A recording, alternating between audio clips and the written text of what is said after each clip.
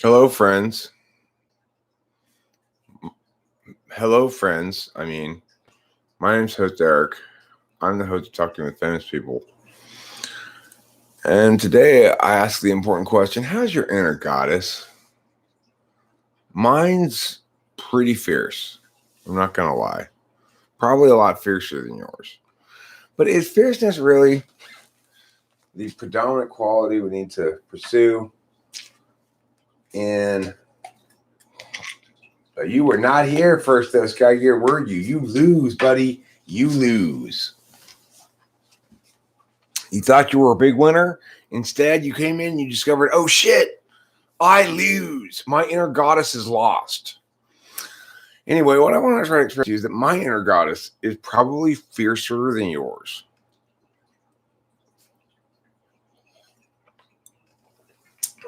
Because I measured the fierceness of my inner goddess, and it scored at gay man. So that's about as fierce an inner goddess as you can get. If you want to measure your fierceness, you measure it from I guess you'd say like John Wayne to RuPaul, right? RuPaul being extremely fierce, John Wayne not really being very fierce, I guess. John Wayne's inner goddess lacked fierceness.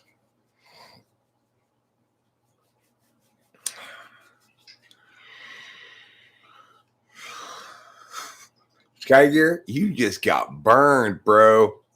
Leaf Trimmer just called you a noob. I think we know how Sky Gear's inner goddess is. She's feeling newbie. Ooh, he got you there, Sky Gear. The sassy Morden. I know what Leaf Trimmer's inner goddess is. Sassy, as usual. Leaf Trimmer's got one of the sassier inner goddesses. Your inner goddess should be taking and distributing news. Hey, you know what? I want you to respect your inner goddess. Okay? Sky Gear, respect her. I respect my inner goddess. That's why I'm always massaging my vulva. Got to do a short today. Oh, making a short video, you mean? I was actually planning on making a short video before I did this, but I ended up starting to live stream.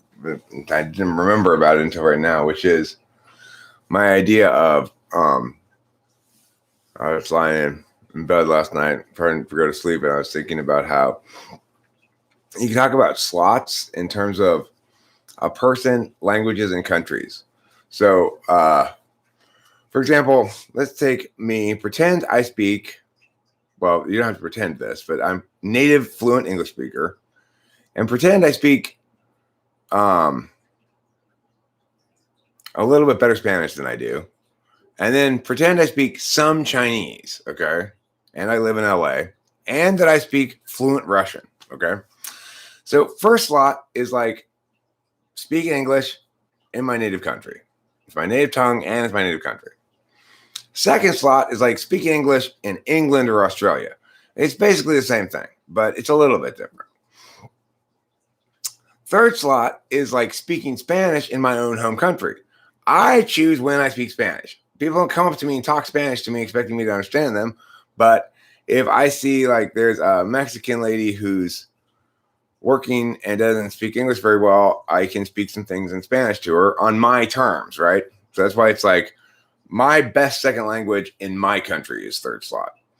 And then fourth slot is like my best second language in their country. So it's like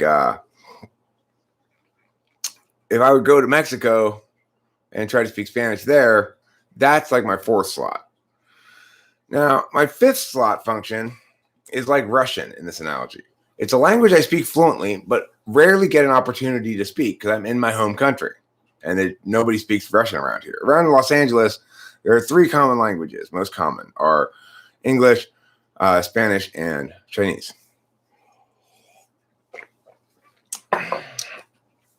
And then the sixth slot would be like basically having to do math in your home language. So it's kind of a different language, but it's the same language, but it's with numbers instead, kind of. That's the analogy, the best analogy I can come up with. Now, seventh slot is like me it's like me with Japanese, actually. It's like I love the sound of Japanese. I listen to it on the animes, and I enjoy the sounds of it, and I imitate it and stuff, but I don't actually understand it at all.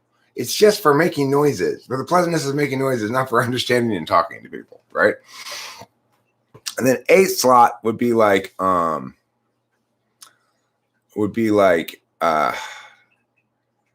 using your native tongue in a non-native country on your terms. So it's like if I go to say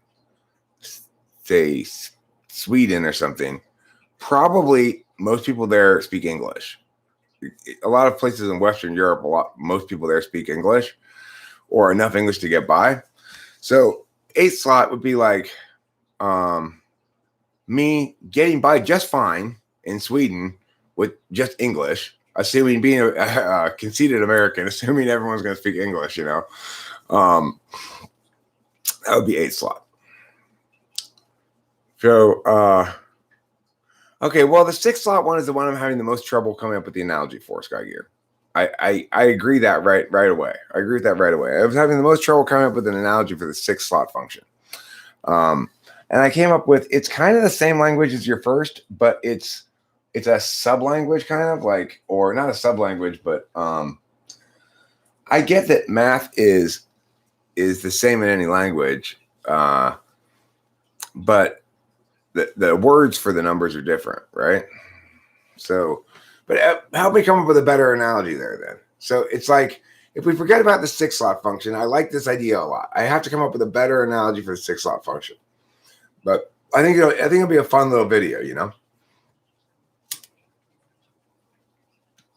I guess six slot would be like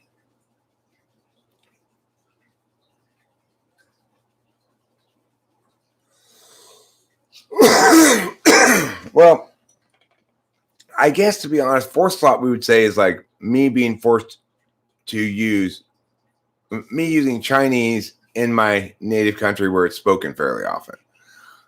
I feel good. I know I'd be better off if I learned some more Chinese because it's such a big language around here. I speak a little bit of it, but I rarely engage in it. When I do, I feel satisfied and good. Like, okay, cool. I've got that down now, or at least I got that taken care of or whatever. But a sixth slot then we would say would be what I previously said the fourth slot was, which is like having to speak Mexican in Mexico, even though I'm okay at it when I'm here dealing with Mexicans in America. I'm not nearly as good with it in Mexico because I'm not good enough to speak it really that well. No, I think that's seventh slot is like that. It's like a language. You're in a country where they both don't speak your language very much, and you don't speak their language. So that's why, for me, it's like Japanese is the perfect example of seventh slot. I really love the Japanese language, and I don't speak a word of it.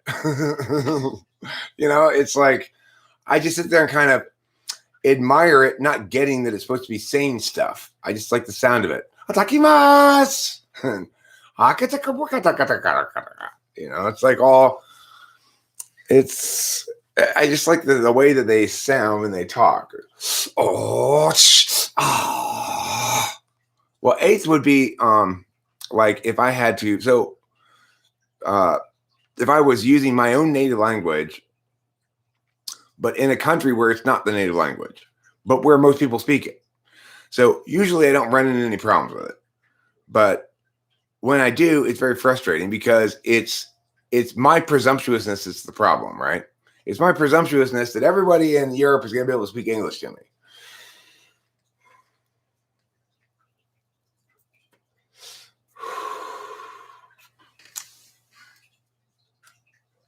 Yeah, possibly.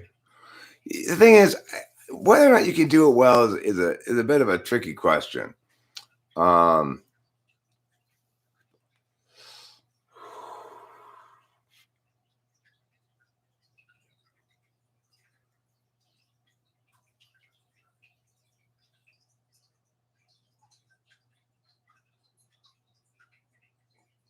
oh yeah, okay. Maybe sixth thought is like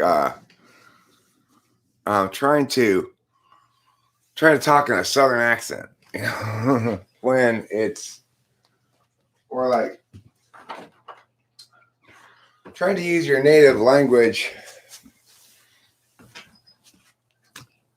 Yeah, I like that one. I think that's probably the one I'll go with. Is the it would be like me trying to make gangster rap. I understand the language just fine, but I'm just not a gangster, you know. It's no matter how much I attempt to make gangster rap, I'm unlikely to do it well. People will probably go, you know what? I kind of think this guy's faking his street cred. But my inner goddess is happy regardless.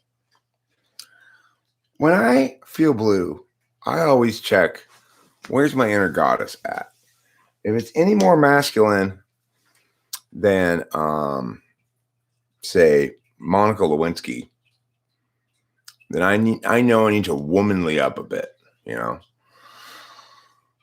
Because my inner goddess is fickle, vain, and fierce as fuck. Okay? So don't cross it. Don't cross my inner goddess, my kami-sama.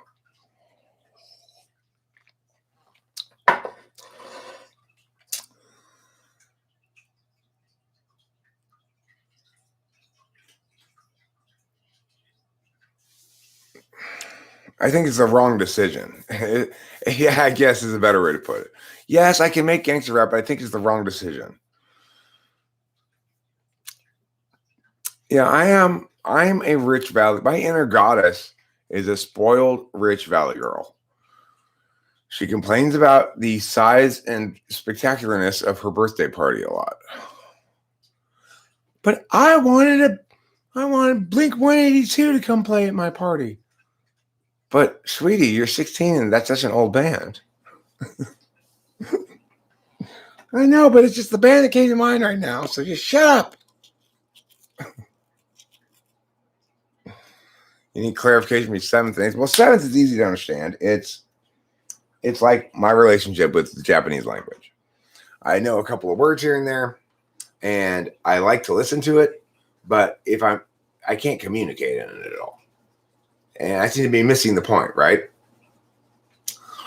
Like, for me, I listen to Japanese and I'm like, oh, listen to those fun sounds. You know, it's not like I'm actually understanding it. I love the way that Japanese voice actors, like, whether it's kids or adults, women or men or whatever, every time they walk around and do stuff, they make little noises all the time. Like,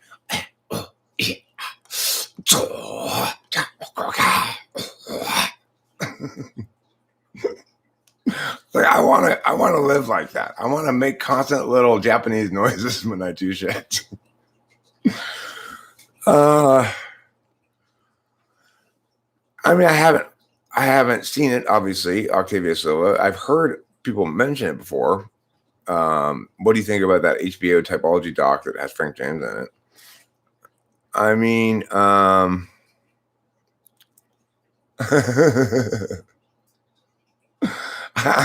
yeah, I actually have exhausted all the good superhero movies at this point, Leaf Trimmer. That's when I started reading anime. Was when not reading it, watching it, when I ran out of good superhero movies to watch.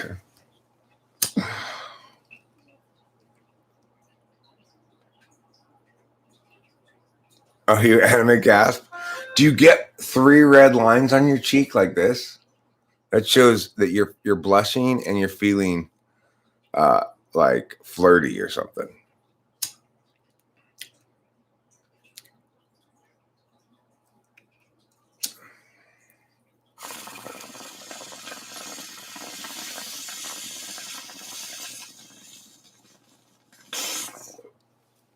If that HBO documentary cared at all about being objective about the issue, they would have interviewed me. So I have no respect for it.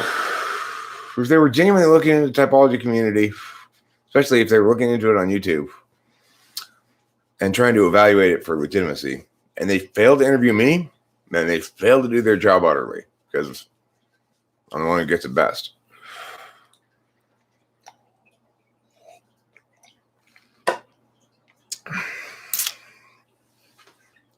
You know what I'm saying?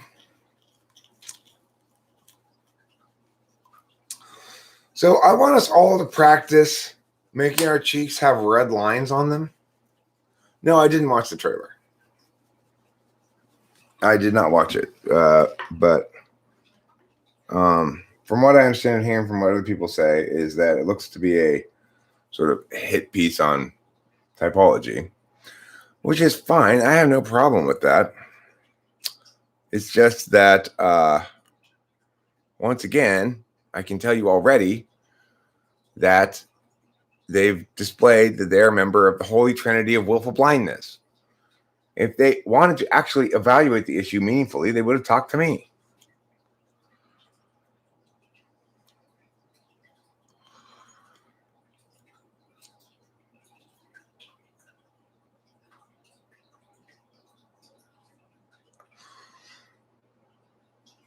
Well, I mean, the thing is, obviously, certain realities for slots work better with certain functions than others.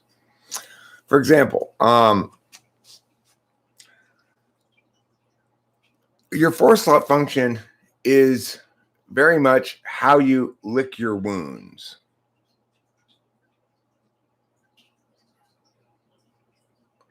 Oh.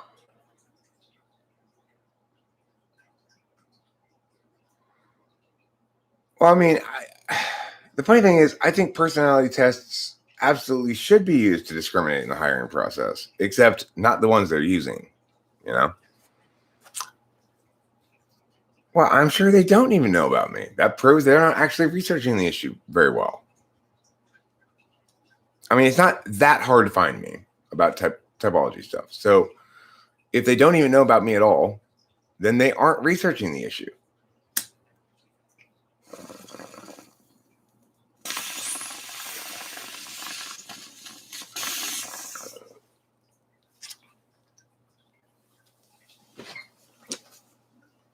Oh, anyway, so like I talk about the 4-slot function sometimes as being like a lick your wounds function, you know, when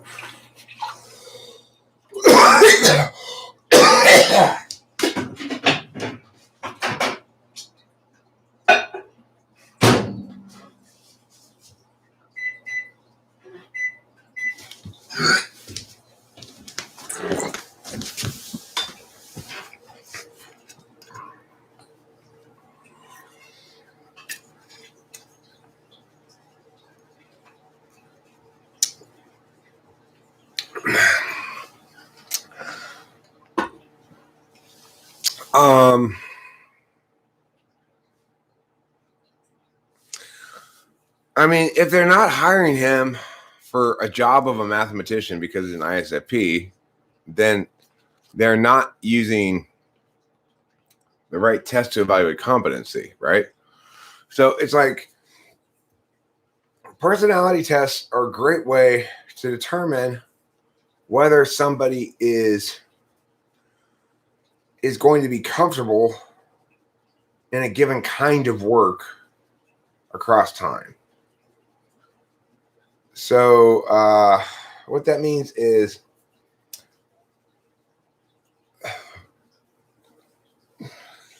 I'll tell you what, Sean Ryan Barron, if your student doesn't show up I'll take his place and learn piano from you, but I refuse to teach it because you have to really actually know something quite well to teach it. Being a teacher requires you to know something really well. If you're a good teacher,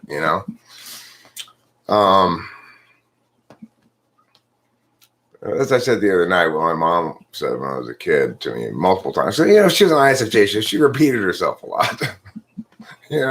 She had her sayings. Every time it was cold, she'd go outside and say the same thing every time. Oh, it's cold as a witch's tit. It is cold as a witch's tit right now, by the way. It's like 42 degrees outside. When I went to get cigarettes, I was like, oh, fuck, it's cold. The idea would be something like, for example, if I could actually ascertain the type of everybody, which would require more than a test, okay? More than, it will require, if your corporation wants everybody typed correctly, you're going to have to hire somebody like me to actually interview each of the people and type them individually. I'm not going to just be able to administer a test that everybody takes and tell you what type everybody is, Well, Tiny Man 66, apparently the expression "cold as a witch's tit" emerges from the old idea that witches, because they're evil, didn't have warm boobs, like no warm milk came out of them or something. That if you were a witch, you were never a mother. I think that's where the expression came from. It's an old expression that my mom heard when she was a kid, probably. I don't know. But, she had a number of her expressions that she would like to repeat. She'd say, it's cold as a witch's tit. She'd say, every little bit counts.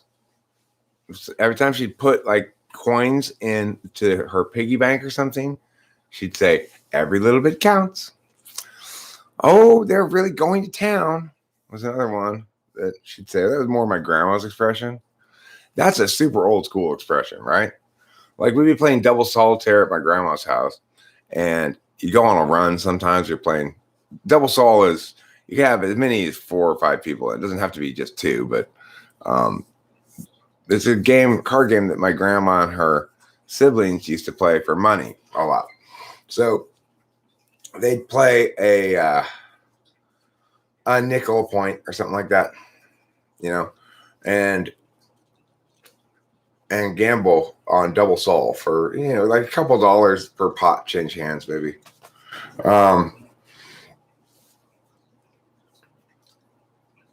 There you go. There you have an actual explanation from Winston's mom. That's where the expression came from. Hotter than a whore in church.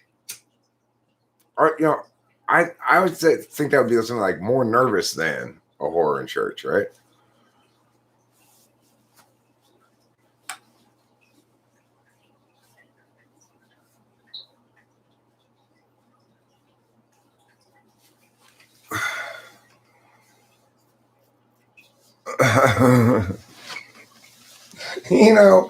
Octavia Silva, that makes me wonder a little bit about your parents.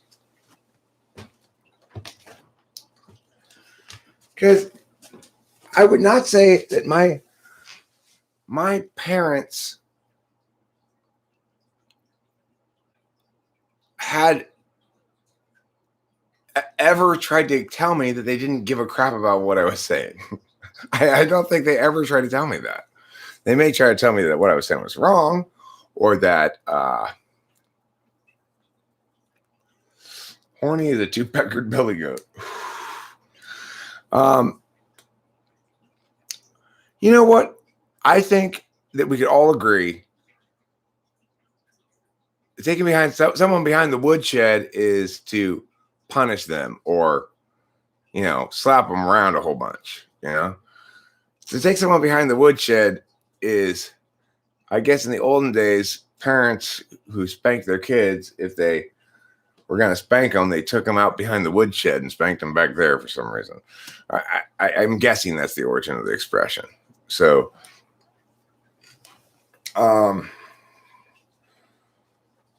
what other expressions did my mom have that she frequently said? Well, she often sung the praises of layering as a way of dressing. Well, that's why you layer. That's why you layer. I'm hot. Take off your sweater. That's why we layer.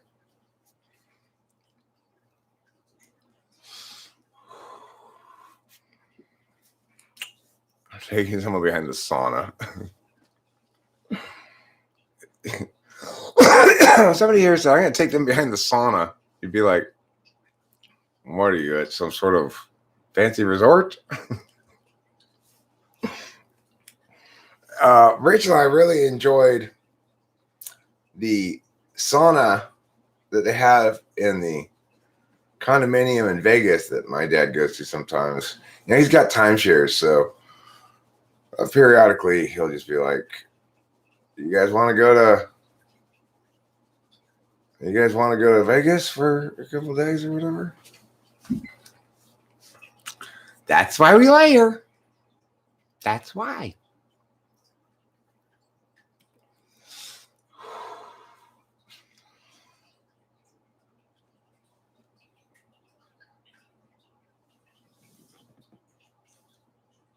I know she has so many sayings. I wish I could remember them all. You know, I'm drawing a blank right now. My mom has a lot of sayings. When I think of my dad's sayings, they come to my mind. He's got sayings too that he says, he repeats.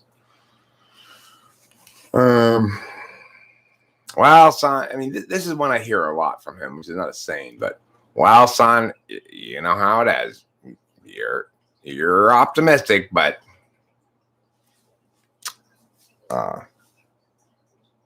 hope for the best, prepare for the worst. You know, because my dad and I often have conversations that end with, but Dad, that's really, really unlikely. And him going, well, you know how it is, Eric. Prepare for the plan for the worst, prepare for the best. Or prepare for the worst, plan for, whatever the expression is. I always forget what the expression is, but the exact expression that he says, but something like that. He's a big believer in right tool for the right job. He's a big believer in don't use the bigger hammer theory. He's hope for the best, plan for the worst. Yeah. So yeah, there it is. That's the way it makes sense. I don't know why I have so much trouble with that expression. Stop dipping without a chip.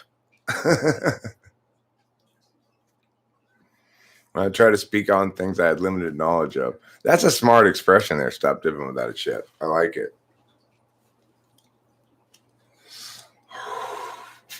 It reminds me of the kind of things that Will Ferrell's impression of Dr. Phil says. When you get to the end of the bag, stop dipping without a chip. In a pinch, anything can be a hammer. I'm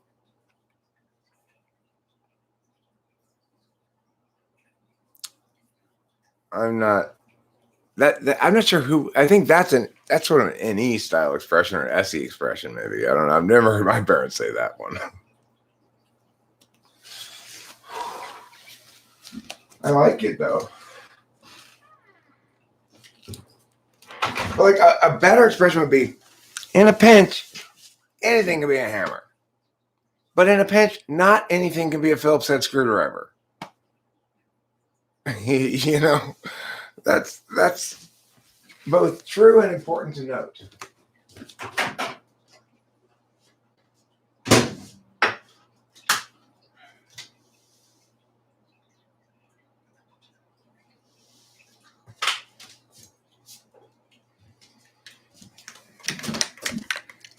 It's like I was thinking about the basic premise of the big fivers, you might call them. Those who object to typology in favor of big five. When all you've got is a hammer, everything's a nail. That one is, I think, an expression I use fairly not often, but occasionally because it's so it's such a good thing to explain a complicated concept, kind of like any port in a storm. Any port in a storm explains a complicated concept in just a few words.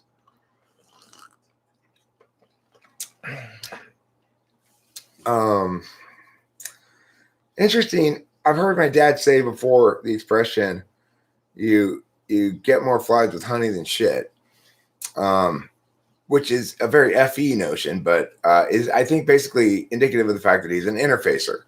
That when Eric would be like, well, fuck this noise, I'm going to go in there and give him a piece of my mind, right? Well, I'll get back to that, right? Yeah, thanks.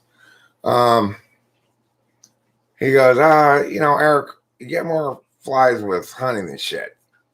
So the thing about Big Five believers is they get the fact. The basic objection is that personality isn't binary like that.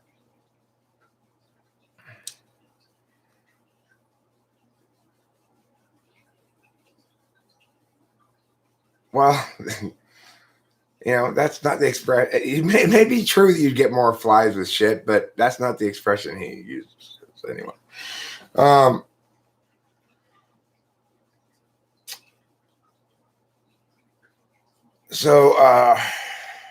The Big Fivers, their objection is that personality is not binary like that. The people aren't either intuitive or sensory. People aren't either thinkers or feelers. They're all both.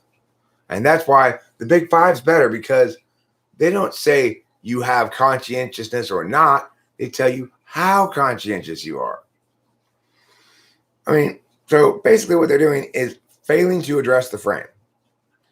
On a framework level, typology, by seeing attentional manners as habitual processes that occupy a greater or lesser percentage of your total attentional time, is non-binary, whereas taking an attribute and measuring it as part of a spectrum rather than binarily doesn't stop it from being a binary attribute.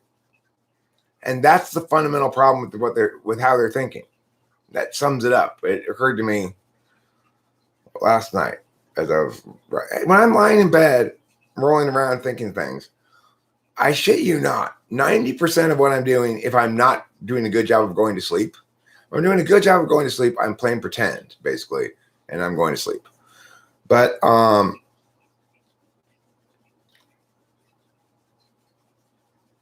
that's true, Octavio Silva, and a good observation.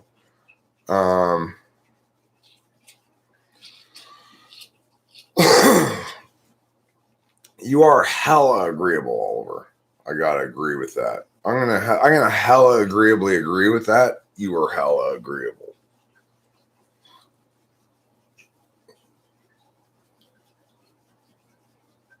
Oh, maybe it's bees then. You get more bees with honey than shit, or I don't know, something. I think the actual expression is you get more flies with honey than vinegar, isn't it?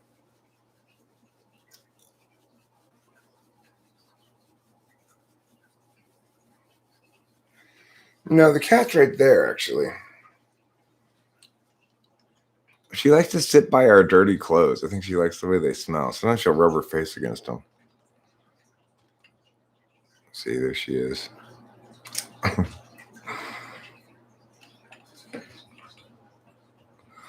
I'm extroverted, open, are both very high.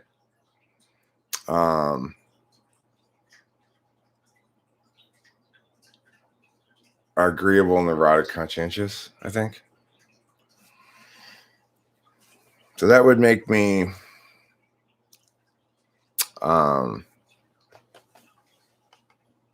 EO, A, and C. EO, A, and C. There was a farmer, had a type. EO, A, and C. His extroversion was so right. EO, A, and C.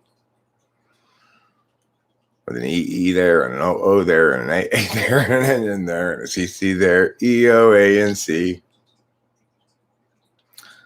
There was an Eric had a type and EOA and C.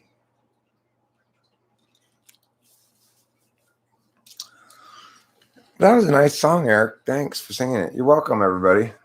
I hope you loved it. That was my inner goddess just opening up her flower. XAEO12 or something like that.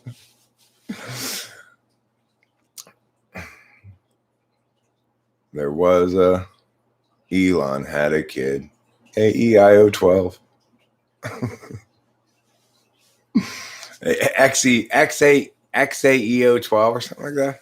XAEO12. Oh, right. You're medium okay. You're just medium. You're just ordinary. Just get used to it. Just accept it. That's how you are. That's who you are. Your extroversion is too low. You're never going to change. You just suck.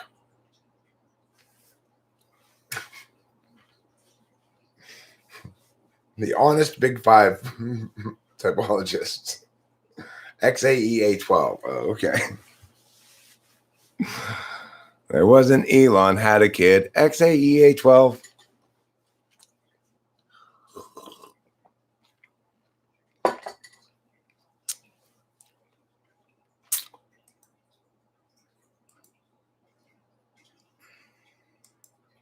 I need to put it on live chat. I think I'm missing some pretty crucial messages here.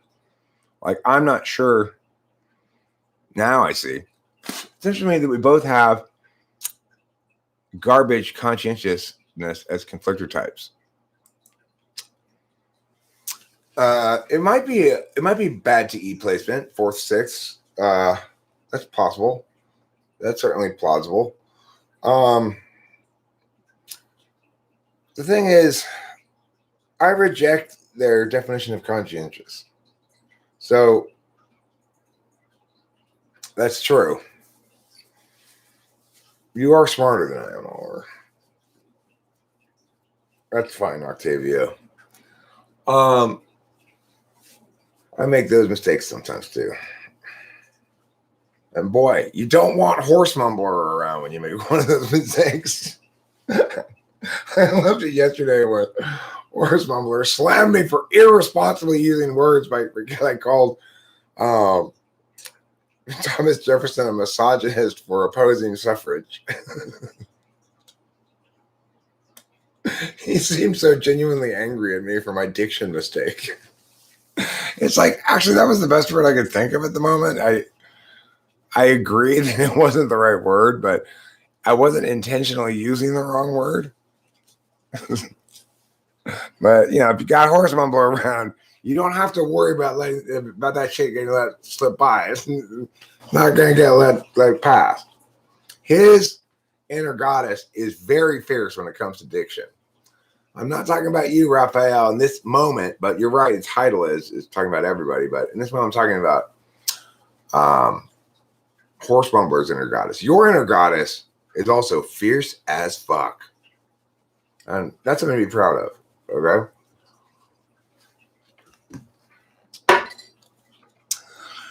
Because this is what I want you to repeat after me then, Raphael. Okay, say these words with me. I'm fierce, I'm fabulous, I'm woman. That's how I'm feeling this morning. I am fierce, I'm fabulous, I am woman. I'm worrying about what I'm going to wear today. Not just today. I'm worried about what I'm going to wear to a wedding that I've not yet been invited to. And I'm worried about whether I'm going to be invited to a wedding. As far as I know, I have never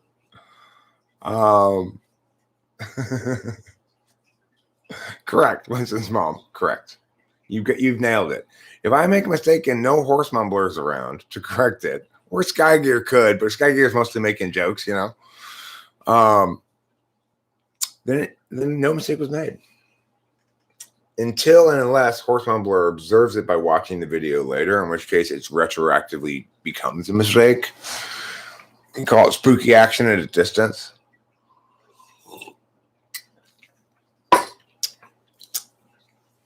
I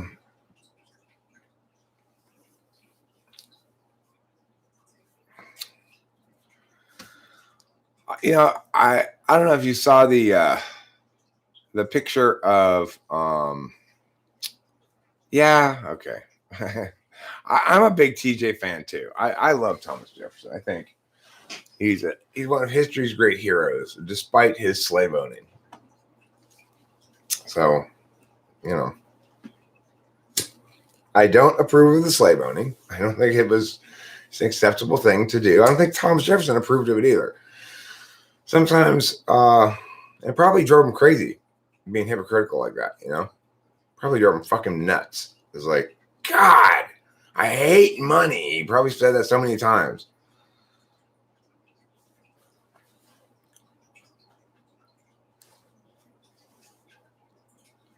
I mean, if I'm going to talk about who's qualified to be in office, in political office, and I'm going to discriminate in some fashion like that, I'm definitely going to do it by type, not by gender or race or something like that. See, here's the thing, Octavia Silva. I actually need to wear horizontal stripes. A lot of women wear vertical stripes to make themselves look thinner, but I need to wear horizontal stripes to bring out my womanly curves.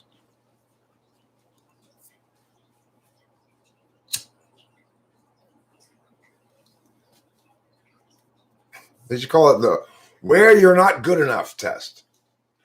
Here's where you're not good enough. Nope, you're never going to be good enough either, so just deal with it, fucker.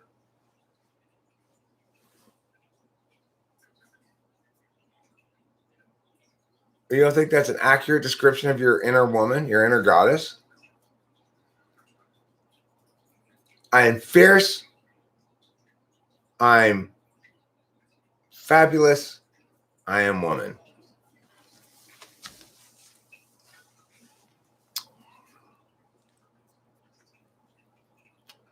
Well, let me tell you something, Raphael. My inner goddess doesn't open her flower to just anyone. Okay? She is a picky, picky lady. She's like Hestia, the virgin goddess of the hearth. She loves, but she doesn't get humped.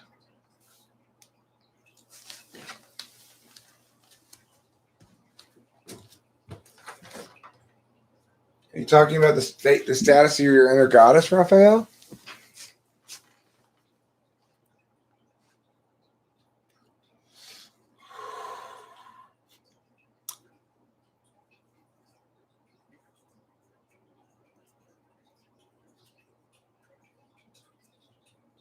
I'm adding to what nonsense?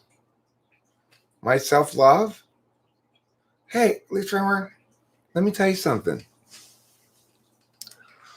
I'm pretty cool, but I wouldn't cross my inner goddess because she is pretty fucking catty. Okay? Is this shirt on inside out? It is. My shirt's on inside out. Okay? Don't fuck with my inner goddess. She will cut a bitch. Okay? I'm very calm and relaxed, but once you instigate with my inner goddess, girl, I start moving like this. And you know you're in trouble then.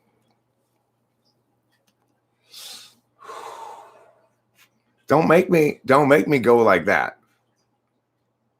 We need to bring shaming back. I'm bringing shaming back.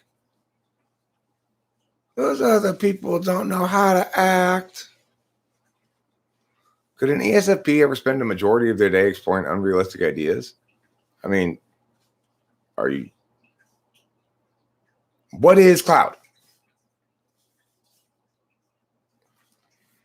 Is that a Jeopardy question?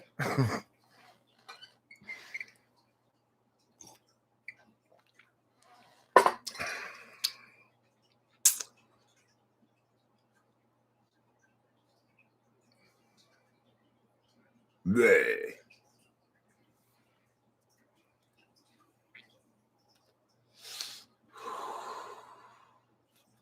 Bleh.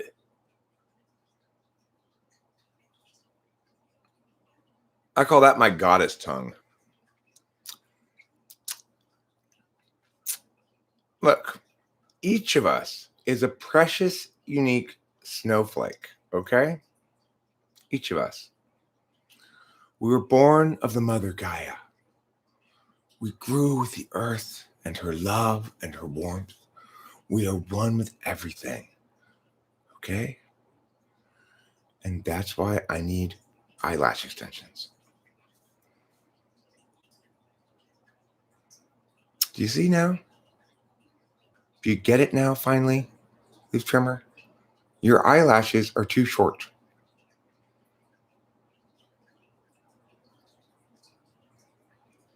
Thoughts on the mom who got her son expelled because of her saucy OnlyFans account?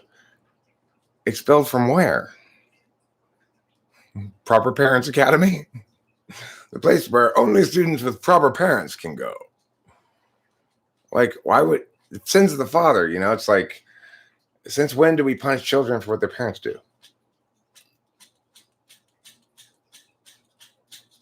Catholic school? Oh. Oh, well, you know, that's Catholic school. It's within their rights to pick their demographic as they want, I guess, you know.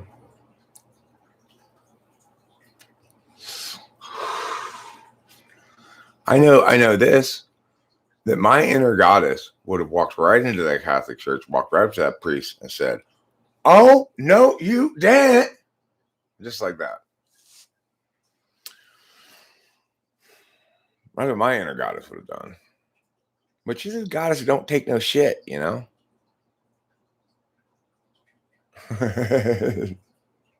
I think she sounds cool. She should have gone to Catholic school and had OnlyFans pictures of herself in little sexy devil outfits. The irony is hilarious. Well, you know, those Catholic girls, right? They come from this religious tradition that's very, I guess what you'd say colonial regarding their sexuality. In other words, it seizes a lot of ground in terms of that, but it doesn't produce the outcome that's consistent with the ground that it seizes. Catholic girls start much too late is not really something that people say, right? Except for Billy Joel. Might as well be the one, 'cause only the good die young. Only the good die young. Like, it seems like born again Christian girls are the type who will be like, listen, I'm only going to take it up the ass because I'm preserving my virginity. Whereas Catholic girls are like, oh, I'm 14. I'm as smart as every other 14-year-old. And I know that you are the precious one to whom I'm going to give my virginity because we're going to be together forever. And then, 32 guys later, she gets married at 22. I was thinking a lot about this thing that we talk about periodically around here, in part because leaf trimmers' strong moral positions and stuff, is this issue of sort of the extent to which women are defiled by extensive sexual experiences. So I'm watching this show called Is It Wrong to Pick Up Girls in a Dungeon? And in this one story arc, he saves this prostitute from a life of prostitution, and it's the conversation back and forth about it, and I found it really, really interesting because it didn't deny a basic reality that I think a lot of people would like to deny nowadays. Like, if you care about meanings at all anyway, you definitely don't want your girlfriend to have been a prostitute, right? It's just how it is. And or from my perspective, or to have done pornography, which is not necessarily the same thing. In other words, you could do amateur pornography that gets a lot of publicity without selling your body, right? So it's not necessarily the case that making pornography is the same thing as prostitution, although in some instances it could be. Yeah, I know she was Scott Steiner. So you're familiar with the show? So anyway, I her whole thing that she had, the conversation she has with the main character, in which she says basically that I'm a prostitute, and that is anathema to a hero. And you're trying to be a hero, but heroes preserve purity and righteousness. And then he goes and he reads some like stories, some mythologies, and he reads one in which a guy is deceived by an honest, nice guy is deceived by a ill-intentioned prostitute. And what I liked about the way it dealt with the issue is the main character didn't say those things don't matter.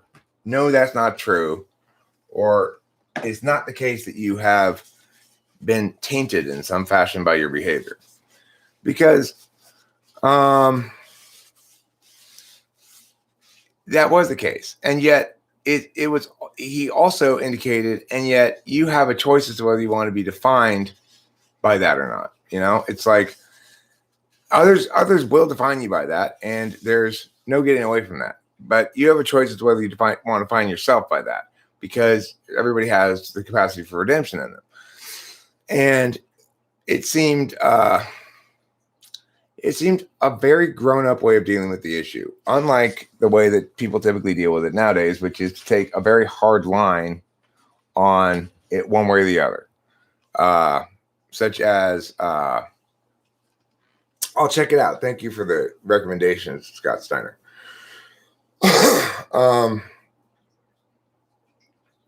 So it's like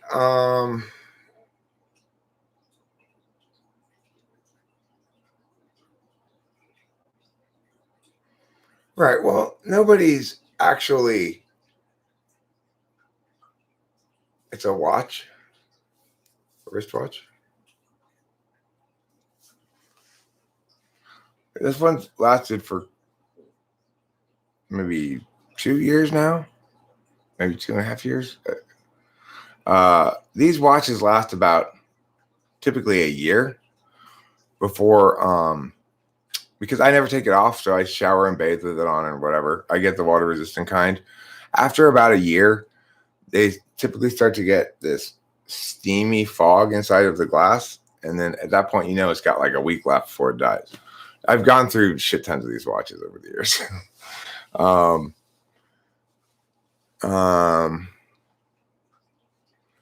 So anyway, but this one has lasted longer. It's lasted so long, in fact, that the light has burned out on it. So it's indiglow.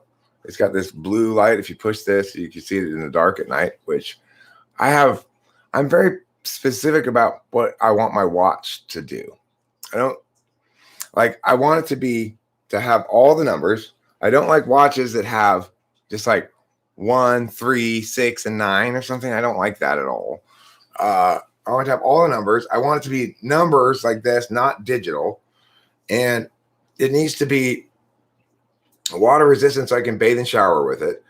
And I need to have a light so I can see in the dark what time it is. But even though this has lost ideally, I also want to not have any other shit. Like, I don't want it to have the date because it's always going to be wrong. Or any other complicated things that I have to set up on my watch. I just want to tell me what time it is, have a light, and be able to go underwater. That's it.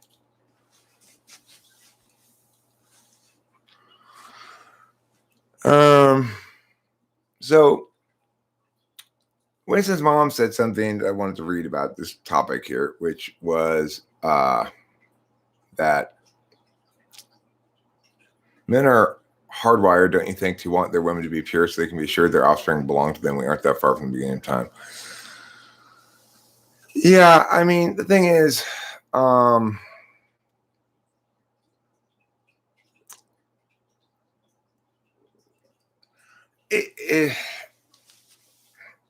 it's a complicated issue because it's like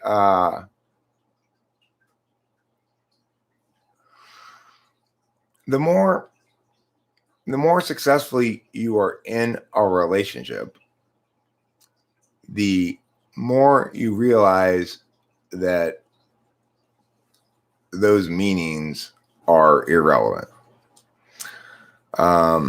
Like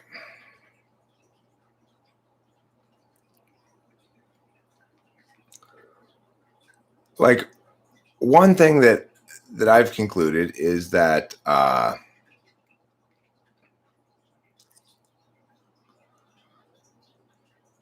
that my level of security as a man, in other words, my comfort with who I am and my adequacy in all ways.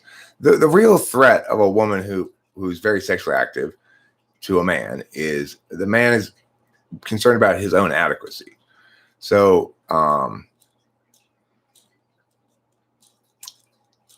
you don't want to be, as a man, you want to know that you've won the woman by being the best man. And the more women have in their past, the more likely it seems to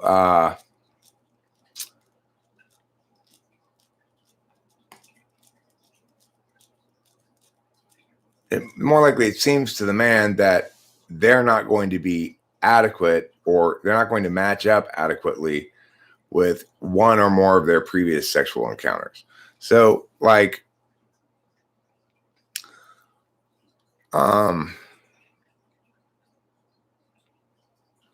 one basic area of insecurity that some men will have, or a lot of men will have, in regards to like genital size or something, right? Being with Rachel, who's in her mid 30s and has been dating since she was 16 or whatever, means I know going into the relationship that I'm not going to be at either end of this spectrum here. I'm not going to be the biggest, I'm not going to be the smallest, but there's some sort of like objective standard where you can measure yourself and say, this is where I compare against an average or something, and maybe feel good about that, or maybe feel bad about that, or whatever.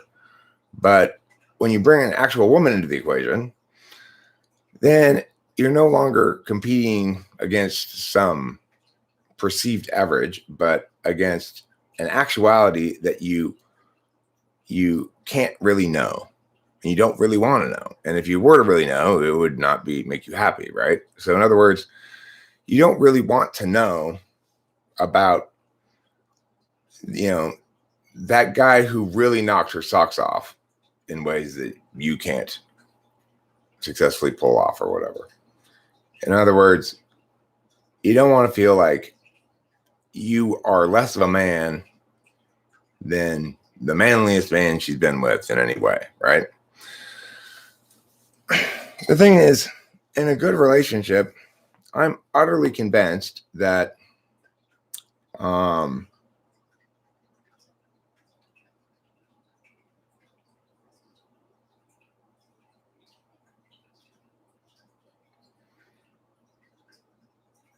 put it this way. I'm utterly convinced that Rachel will never send me any meanings that suggest that I'm outmanned by somebody in her past. Okay. So I have a great deal of faith that she is entirely committed to the pro Eric narrative. And so I feel extremely secure. I really believe that she adores me, that that I'm the best thing that ever happened to her, or whatever things she says like that. I believe them. She radiates the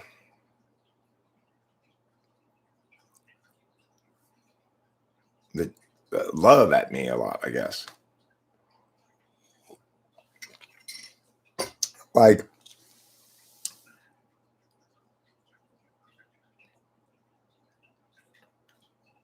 in some sense, her worst nightmare is that she'd have to honestly answer a question that would diminish me in any way against some other man.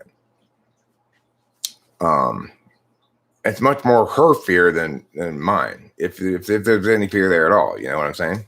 No, we haven't broken up. We're doing fantastic. Hello, beauty. Do you want to go inside the house? You want to go back in the house? I think Kitty wants me to let her back in the house to be with mommy. You want to go back with mommy? Okay, baby. I'll be right back. I have to let Kitty in the house. Let me get my jacket there because it's super cold outside.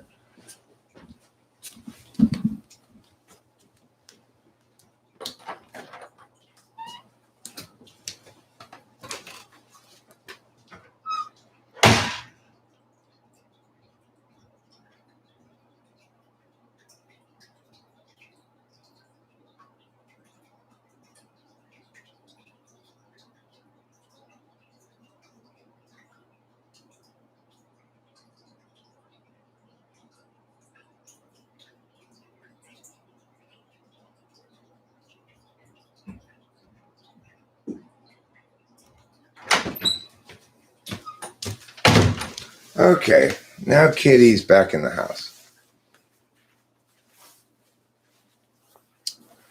No, well, I'm talking about how I don't really have any fears anymore.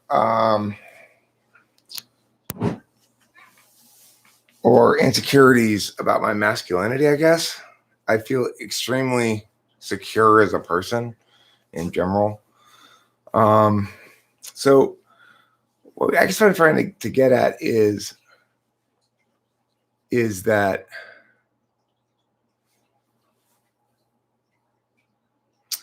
well, I know, but Leaf Trimmer, the thing is, Leaf Trimmer here says, aside from that case, your case, Eric, the cynical view is often that women play the field in their teens, 20s, and early 30s, then actually seek out the nice guy to pick up the pieces. Well, like men, women, by and large, don't execute a plan like that, you know? They end up in, by and large, humans are serially monogamous. So you'll end up in a series of relationships of varying lengths. Some people are non-monogamous, which means they try to avoid being in relationships. But the reality is, just like me and just like everybody else, when we get into a relationship when we're young, we believe in it. We think it's the right thing to do. And then it turns out to not work out because it's the wrong person, because it takes a long time to learn how to nobody deleted anything. I don't see anything deleted, Leaf Trimmer. It would say deleted to me. If you're talking about your statement, Raphael, you really are a moron, it's still there. Would you? I'll remove that one, okay? I'll remove that one for you. Now you can complain about having a comment removed.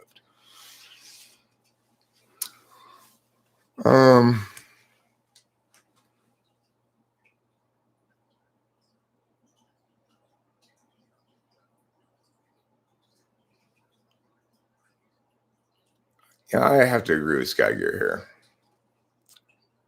No, I did look. It says it's very easy for me to see if something's deleted because it shows up like this. Look.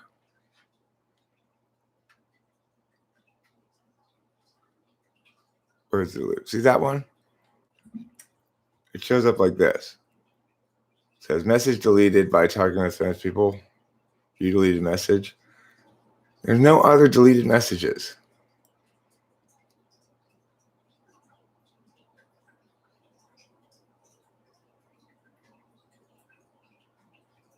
You see? There are no other deleted messages. And it shows me when any message is deleted by anybody, any of the moderators, not just me. It shows me the same thing. So I'm telling you, at 5:44, yeah, there's no deleted message. Dude, there's none.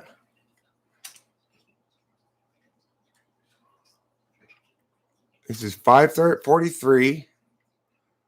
5:44, 5:44, 5:44, 5:45. No deleted messages in there.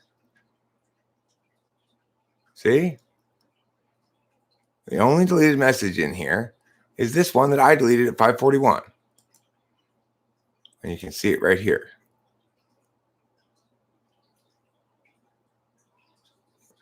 And there are no other deleted messages. So there you go, dude. That's just how it is. There's no other. Nobody deleted any of your messages except for me. I deleted that one because, well, I guess I wanted an example or something. When's his mama not being dishonest to you, Leaf Tremor? And why is she being dishonest?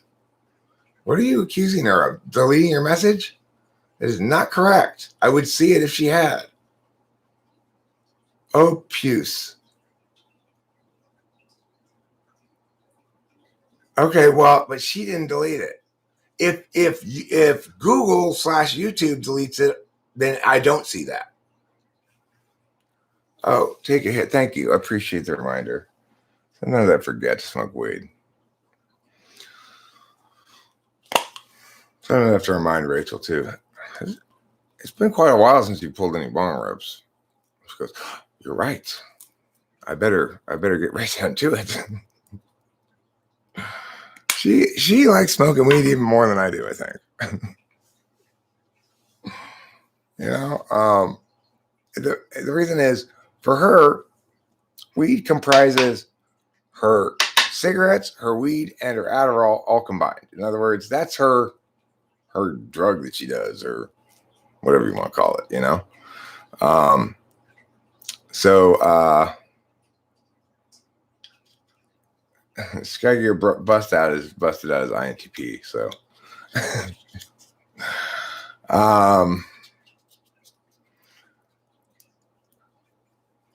you know, the judge is already wanting to circle an egg and just sign the ballot. That's a pretty powerful argumentation there, I gotta say. Sky Gear, nice work. What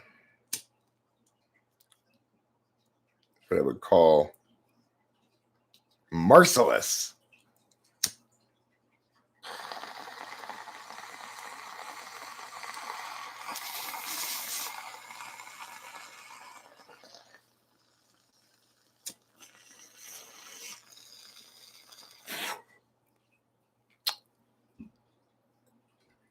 He explained it.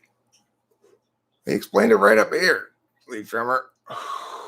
Now, look, I don't necessarily agree with him that your position is morally reprehensible because I don't necessarily believe that holding positions can be morally reprehensible. But regardless, it's still a good argument here. He says,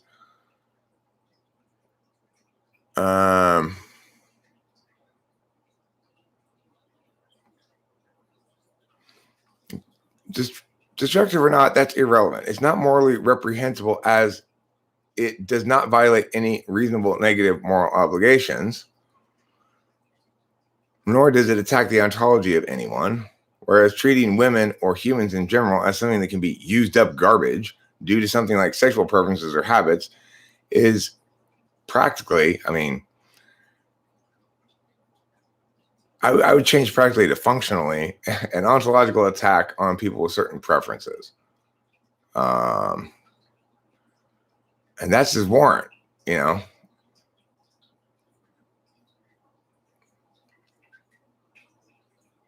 I don't think you even made that claim until you made it right here. You made the claim that he made the claim that you're defending morally reprehensible behavior, and you said that's not the case. The behavior is not morally reprehensible. I don't think you actually made the claim that his holding the position was morally reprehensible, unless you did so earlier than that. Anyway, that was fun.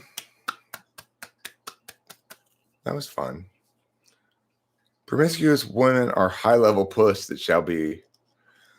Well, there's some issue of stuff that depends on type as well. Hi, Razor M. You know, as I mentioned in a little video I made, I think yesterday, my ex-girlfriend Kimberly we were someplace looking at something, you know, talking about whatever, and she was trying to indicate that she found the thing or the subject not compelling at all. And she said, it's about as interesting as a limp dick. Now, I found that sort of very ontologically aggressive because, of course, most of the time, most men's penises are not erect. But it occurred to me that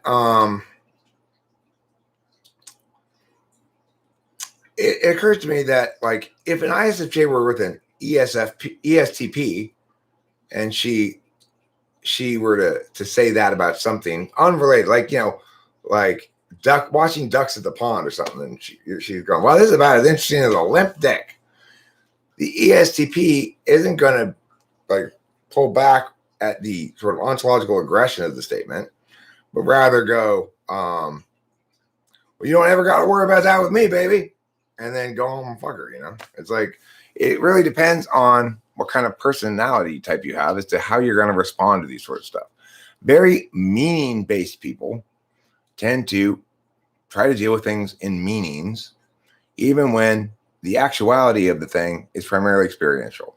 So the actuality of a relationship, a sexual relationship, an intimate relationship with another person is actually comprises actually experiences that you have with that person day in and day out. And your relationship with that individual is unique.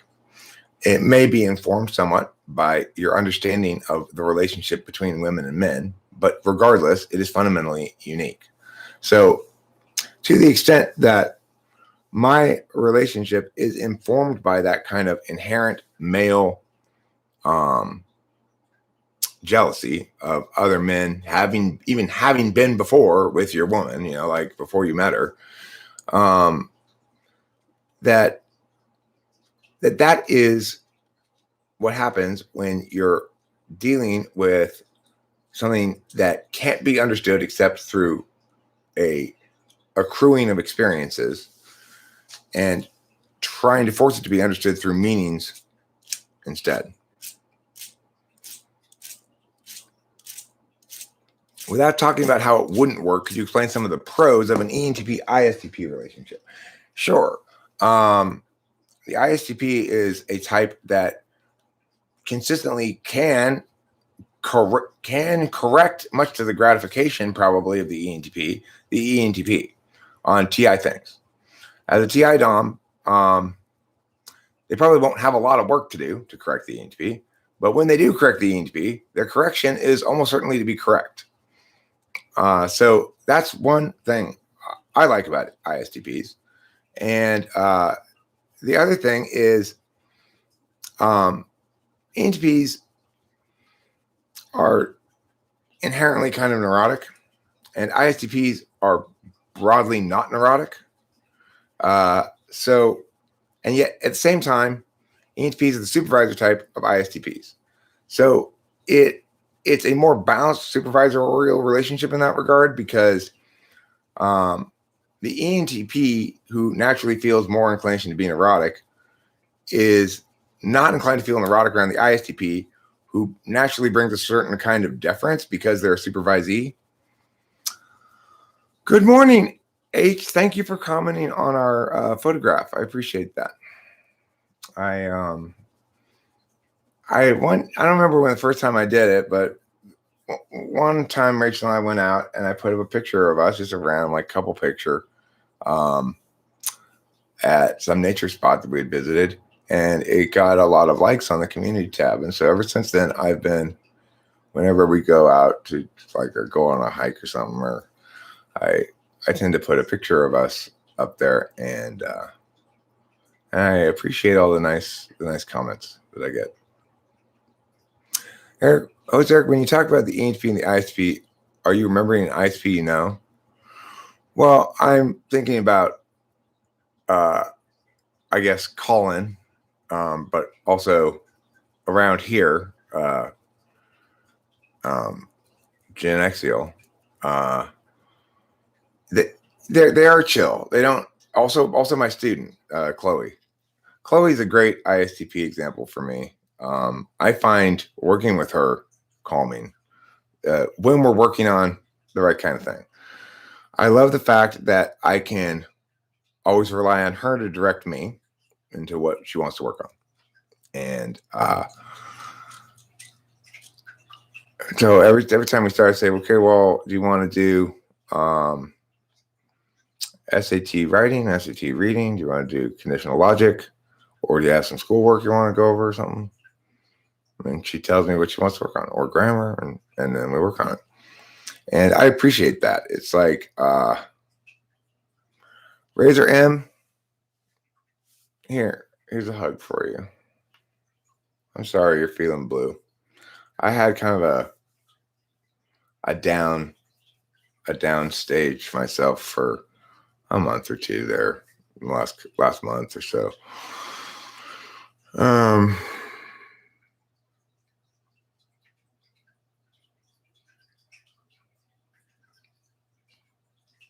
Nobody's numb, Razor M. Nobody is. We're all remarkably fragile, really. It's easy to hurt people, even when you're not trying to. And people are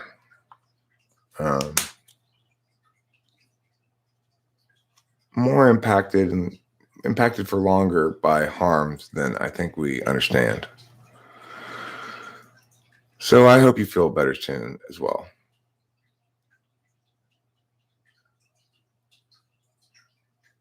No, I'm not willfully ignoring the reality of countless one-night stands. I said specifically when I brought up serial monogamy, I said, now, of course, there are some people who don't engage in that at all and actively stay out of relationships so they can just have sex with lots of people. I said that. I didn't say so they can have sex with lots of people, but I said to actively try to stay out of relationships, implying that, you know?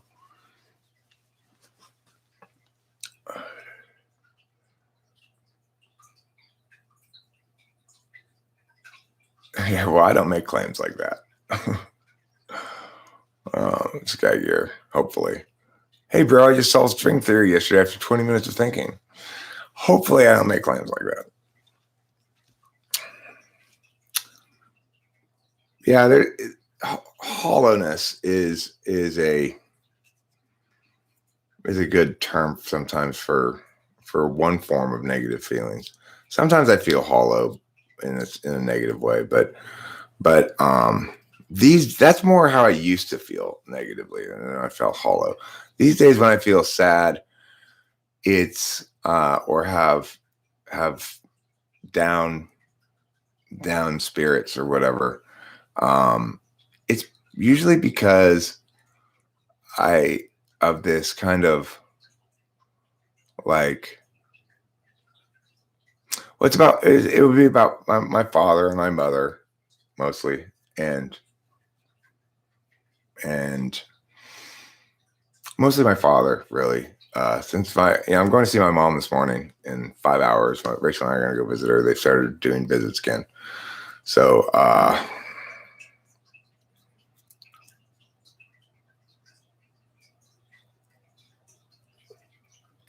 I mean, I agree with the last two of those for sure. I still make the last two statements no problem at all.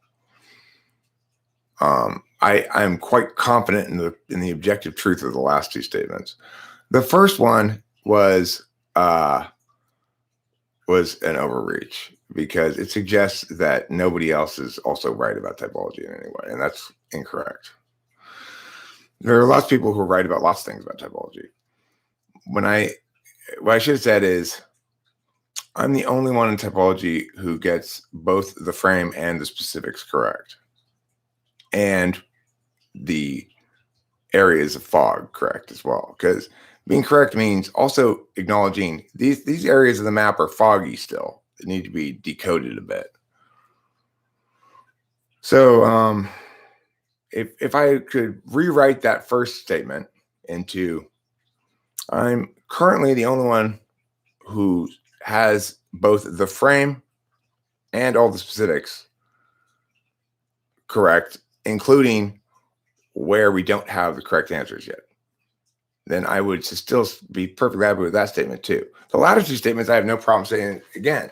I am the most qualified person to be president in all of America, and I probably am smarter than Carl Jung. That doesn't mean I'm more intuitive than Carl Jung, or it doesn't mean that I'm going to make as ideationally as significant a contribution as Carl Jung. I don't dispute that Carl Jung's ideational contribution is,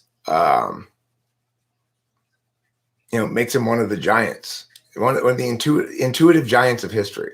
And I am not claiming to be more intuitive or to have produced a better concept than Jung. But again, we get back to that term smart, right? We need to stop throwing that around so loosely.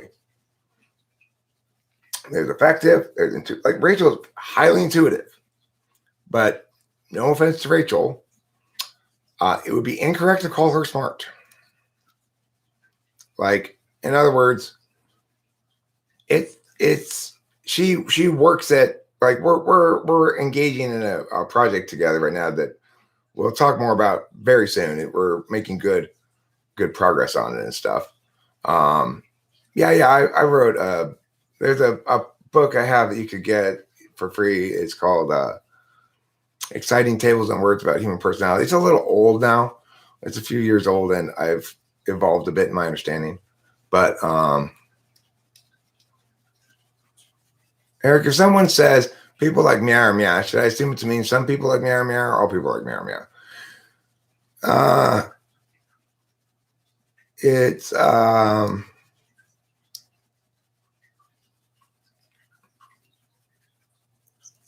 depends on the context. Like, for example, I said the other day, Sikh 7-Eleven owners are so funny. They're always yelling at someone on the phone in some strange language that I don't know, while concurrently doing their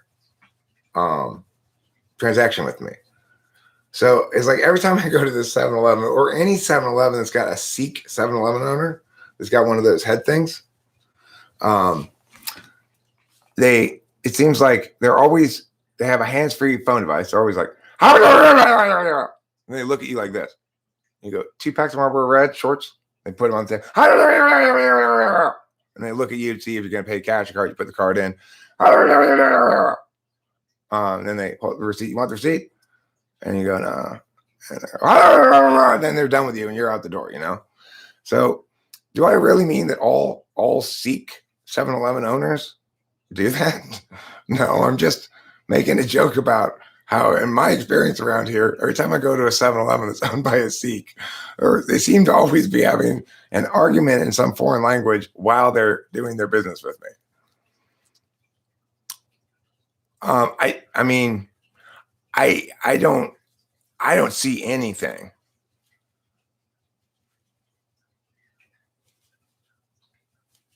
So I'm not sure what's happening with the deletions here. I don't see any indication of anything having been deleted. Jose, do you understand how much our biochemistry, i.e. the chemicals released when we use or it causes to use certain cognitive functions? Um, well, no, I don't think that biochemistry has a lot to do with function stack. So, like, NI is not the willpower. So what I mean by that is when I have more dopamine, I'm more comfortable being myself, which is to say, I am likely to express as I naturally express, which is talk a lot, have a lot to say, be interested in a lot of things, etc. When I'm not feeling like myself, I'm attending in more of a wound licky kind of way. When I'm feeling sick or feeling sad or whatever, I retreat to SI stuff, which is to say I try to make myself cozy. I receive information rather than putting information. So in that regard, you might say that dopamine links to whether you use your dominant or your fourth function, but that would really be incorrect because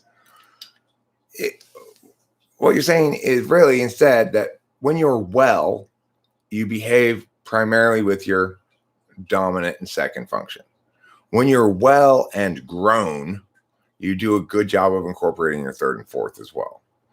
When you're ill in some fashion, either some sort of emotional or physical trauma, you retreat to your fourth and to a lesser extent, even maybe your third, because you have an inherent recognition of the fact that you're overweighting your dominant and second function at the expense of the other two conscious functions, your third and fourth.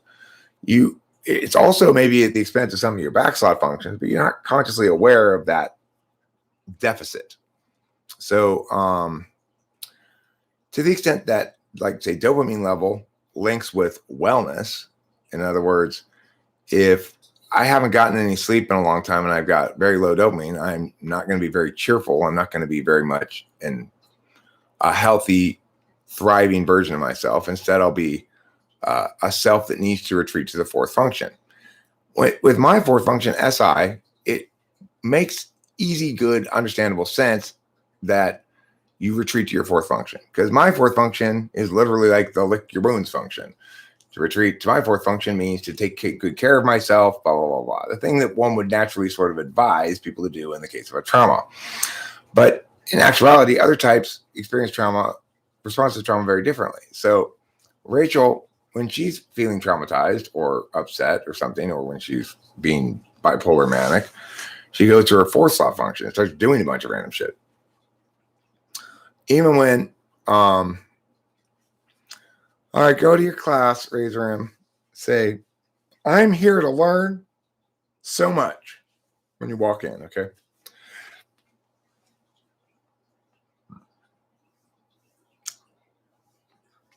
So she's still retreating to her fourth function and she's still licking her wounds. It's just that it doesn't look like wound licking. It looks like doing a bunch of shit. And the reason is because she's defaulting to the assumption that she's overdone her 1 and 2. She's overdone her receive and interface nicely in response.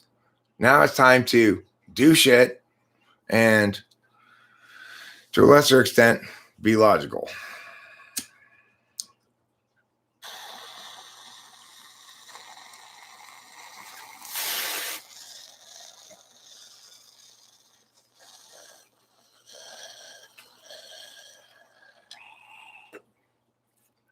This bong is so cloggy. It's like,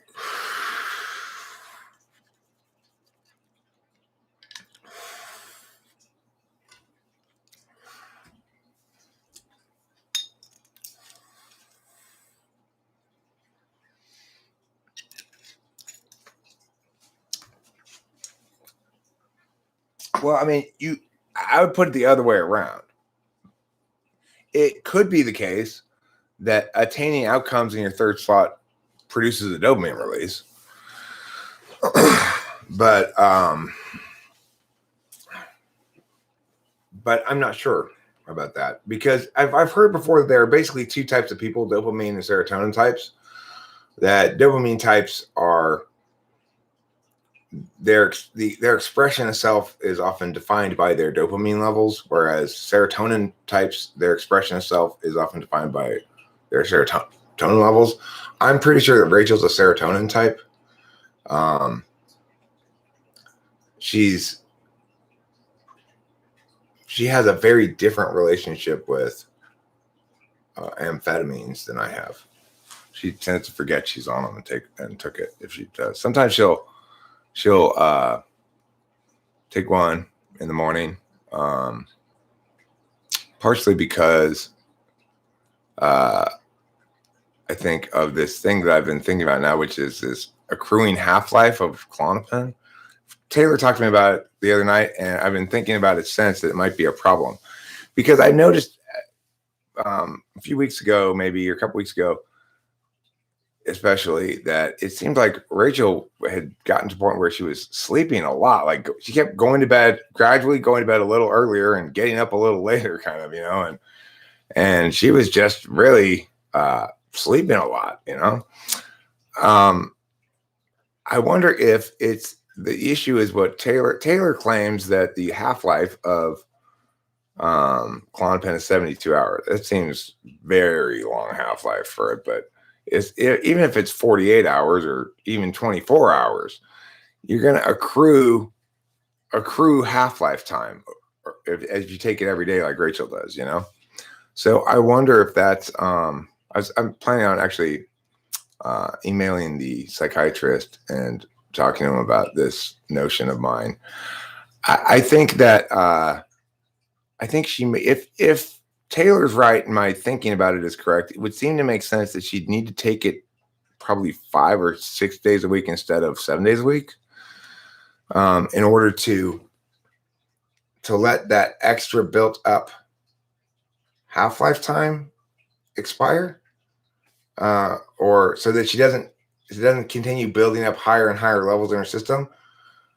But I'm not really sure. That's why I'm planning on emailing the psychiatrist about it.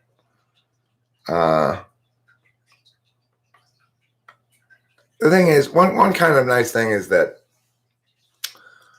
I set the frame right off the bat with a psychiatrist. So no, I mean, it doesn't make more sense, Octavia Silva. That's the thing. If the problem is what I say it is, then a lower dosage doesn't make more sense. It needs to be taken less frequently. But the problem is, she wants to go to bed at bedtime every night, right? So in other words, if in fact I'm right, the ideal thing is she gradually shift her bedtime an hour, the time she takes the pill, an hour later every day or something. That would be one possible solution. But a lower dose would just have the same problem, which is accruing half-life time. It would just be less magnified at a lower dose. Probably at first it wouldn't work until her body got used to the lower dosage. Then it would start working again or something like that. I don't really know. But the problem isn't the dosage amount. It's that if I'm right about my concern here, or which was sparked by Taylor's information, which I haven't actually verified yet. But if all of that stuff, then the problem would be that the drug lasts longer than the sleep cycle. In other words, we go to sleep once every 24 hours or so, and we wake up presumably once every 24 hours or so. Right. Well, but see, look, it doesn't matter what the dosage is. If the drug lasts 36 hours and you take it every 24 hours, you're going to have some sort of accruing half-life time. Now, granted, it doesn't, you have expiring half-lives as you're accruing more, but it seems to me, if I'm right about the math, that this one outpaces this one. And so the problem isn't the amount of dosage, it's that the half-life, or your body clearing out the Klonopin from your system, doesn't occur within 24 hours. So when you take it again, you still have some left over in you. And if that happens every day, then that's why I want to write the psychiatrist, because I don't know, and I'm not an expert on psychiatric drugs or anything like that. So that's why we have a professional that we've hired to keep Rachel sane, and who's doing an absolutely fabulous job of it. I highly recommend Dr. Ingram to anybody who's insane. If you're insane, try Dr. Ingram. He will make you sane. He is a little pricey, but you know what? Like I emailed him and said, hey, right, you don't feel the effects of it for 11 hours straight, but I'll tell you something, Octavia Silva. I can tell the Klonopin's half-life is longer than a day, because like I took half a Klonopin, not last night, but the night before. Then when I got up in the morning, I took 2 amphetamines, but I nevertheless was subdued kind of all day. And the thing is, benzos and speed are kind of a great mix. If the benzos generally don't defeat the speed if you aren't actually tired. So in other words, if you're at the beginning of a speed run, and you take amphetamines and benzos together, it's like being on speed without any of the gackiness. So you're not chewing on your tongue, but you're still up and productive, and you're feeling good. Now, I don't actually take it like that, because first of all, I want to take as few of Rachel currently is being prescribed more Klonopin than she takes, so there's a little bit of a cushion that I can sometimes take half a pill to help me sleep or something. Or like when I went to the dentist, as for Winston's mom's suggestion, I took a whole one, and I gotta say that is, if I have one suggestion to anybody and everybody in the world, it's, if you're going to go get a significant amount of dental work done and you don't like going to the dentist, and who does, it's fucking awful, take a Klonopin before you go. I was just sitting there just like,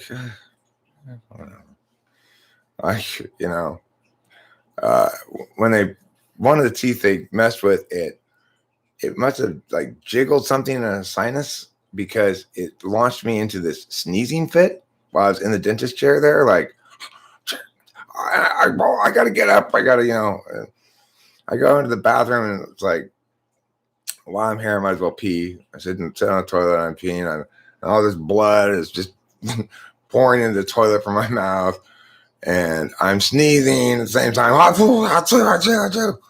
And I was just like, well, whatever.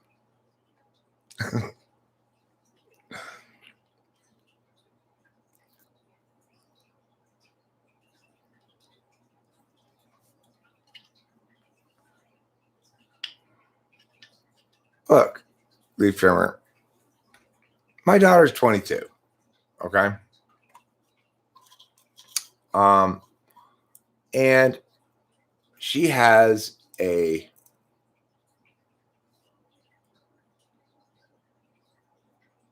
complicated and evolving relationship with sex and relationships. She currently is seeing somebody whom she doesn't call her boyfriend, but she sleeps over there a lot. And I guess they aren't officially exclusive, but functionally so. Now, this is after serial monogamy. My daughter, who's again 22, She started dating and having sex at 14. Her first boyfriend was Darby. But she's done the serial monogamy thing because she's relationshipy. It's really important to remember, Leaf Trimmer, that these creatures that you refer to as women are actually a bunch of individual people. So it's like my daughter's very relationshipy. She's not continuous spurts of incredibly short monogamy. That's not true. Her first relationship was over a year long with Darby. Her next relationship was probably on the shorter side, several months long, though. Her relationship after that was like 2.5, 3 years or something. No, you don't. But you talk about them as though they were a species of thing rather than a bunch of individual human beings. Do you understand what I'm saying? You speak of women as though they were defined by their group instead of as though they were a bunch of individuals. Okay, well, you're not judging women by their choices. You're judging women by those women whose choices you think are bad. That's how you're judging women, right? You're not judging them by their choices at all. So, for example, Delilah is in exactly the demographic you're talking about, and she has engaged in serial monogamy. After Darby, she had that red-haired kid. I forget what his name was. After that, she started dating Miguel, and she was with him for a long-ass time, like more than a couple of years. And he was awful. That was her Kimberly, except even worse. He had her on like suicide watch all the time. So anyway, then she broke up with him and she got with what's his name? Ronaldo,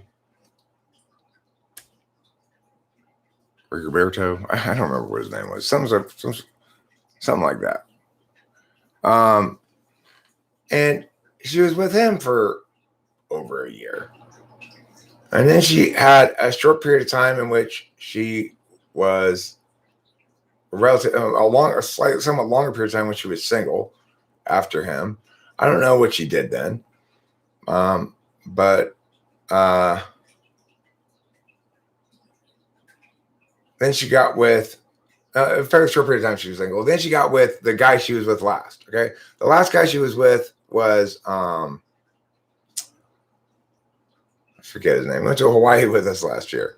I forget his name. He went to Hawaii with us last year. Cool guy. And she was with him for a solid year or so. And they eventually broke up. In fact, they got together just around the same time Rachel and I got together. And they broke up about 4 or 5 months ago. So they were together for about a year. What the fuck is Doritos, Toverse Shepherd? I don't know what Doritos is. I have no idea what my favorite Doritos is because I don't even know what a Doritos is.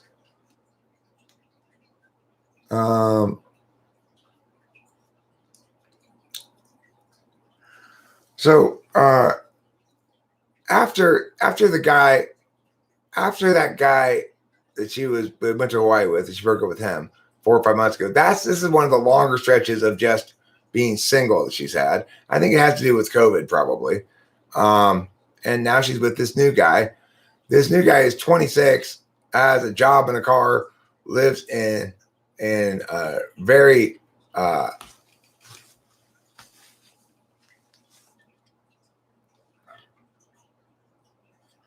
I mean 69Q that Delilah has been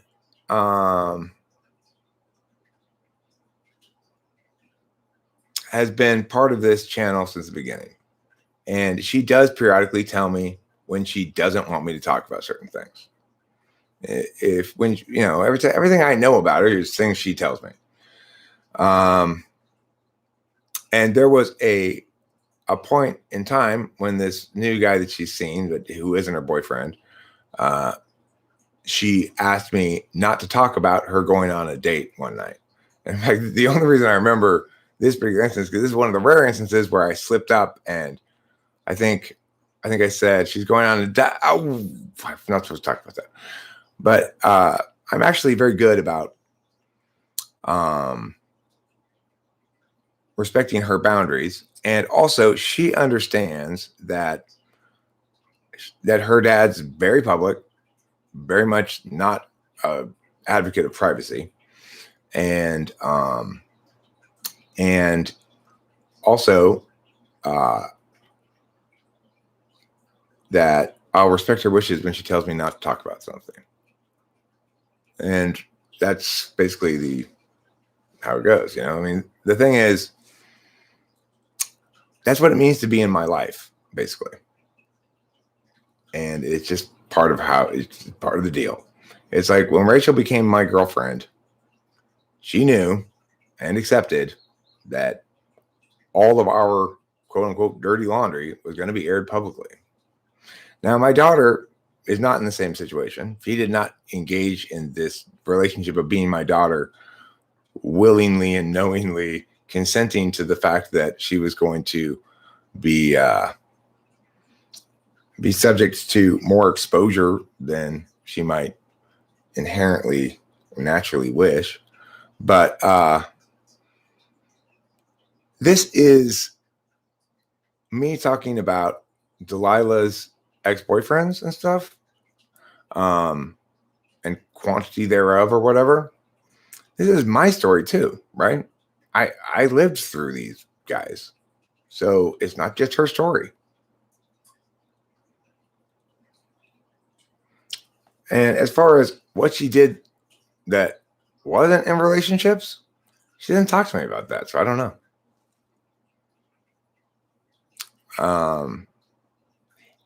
Even though I'm a super cool dad and it wouldn't really bother me, she generally doesn't, say like, "Hey, Dad, so I blew this random guy last night in the parking lot, and boy, did it leave a nasty taste in my mouth." Funny story, huh?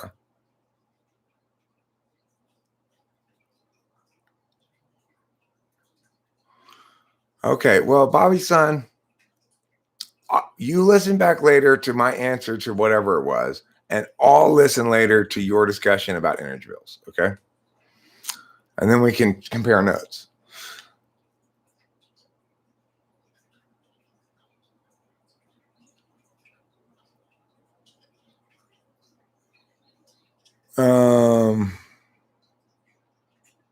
Did I befriend many teachers in school? What kind of student was I? There were some teachers who really liked me a lot. There were a few teachers that were huge Eric fans. I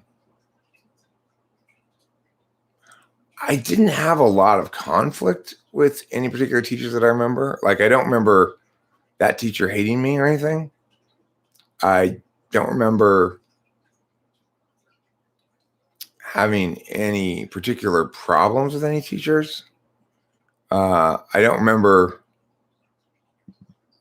being particularly well liked in general by teachers either, but I do remember a few teachers who were like, they just loved me for whatever reason. I don't know. Miss Fair in junior high, Miss Starl in high school, an English teacher. She just thought I was the bee's knees, I bet. This never even crossed my mind at all at the time because I was an innocent kid, and it was at more innocent times. But I don't doubt that woman, I could have gotten in her pants. She really was really fond of me, like not in any sort of inappropriate way, but went out of her way to tell me how great she thought I was all the time. Which is nice of a teacher to do to a kid, because the thing is, it's not a teacher's job to do that for every kid. But when a teacher goes out of their way to do it for kids that they genuinely find special, remember the other teachers might find them genuinely special. And it's like, it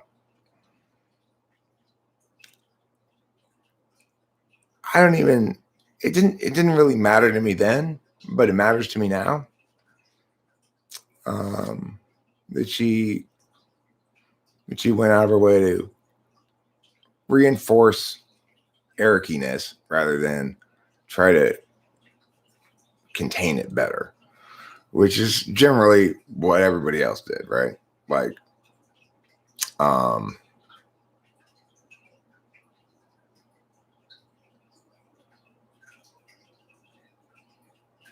couldn't hear the last 5 minutes. Was troubleshooting my phone when it occurred to me that the mechanic must have turned on my truck and was listening.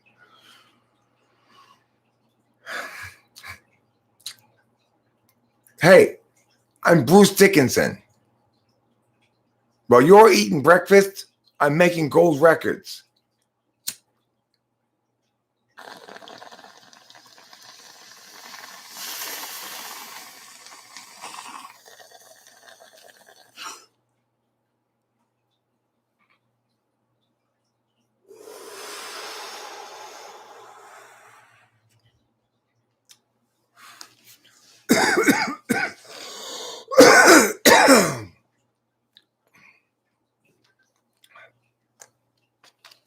It's a good name for a blue Ford Mustang. Sally. And it makes me want to share a link if I can find it.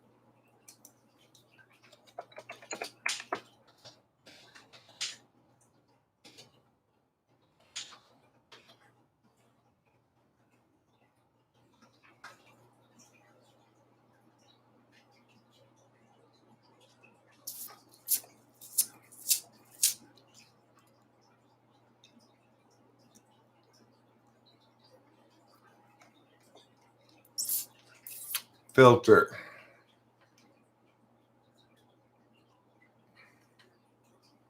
Short. Here it is. Copy link address.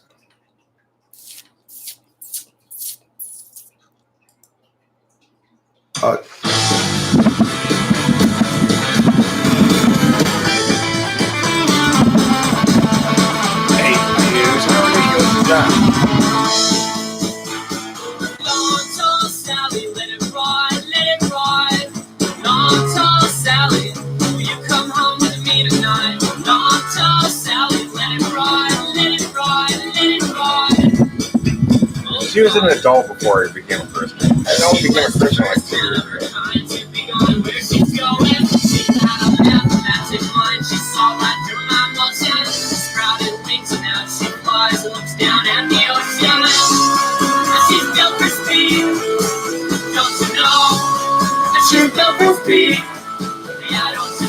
This is a song for Winston on the car.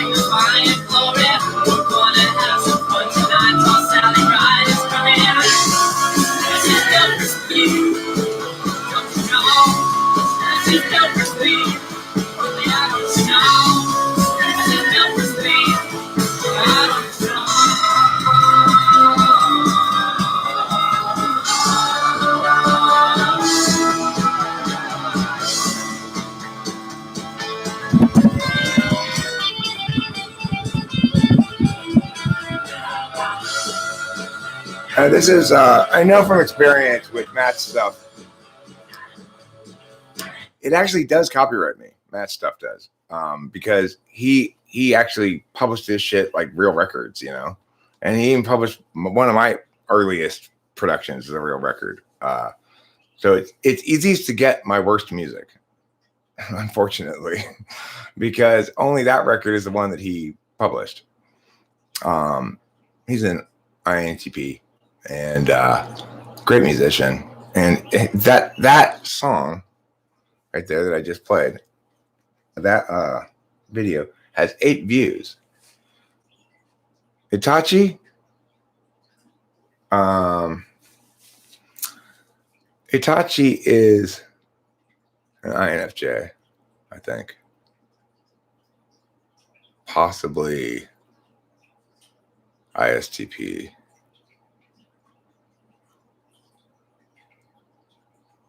Yeah, I did say in response to what you were saying there, I only became a Christian like 2 years ago. So, although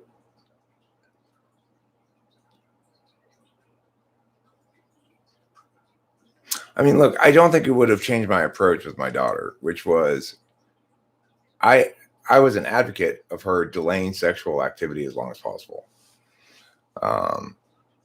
And she's an ESTP, very strong-willed, and I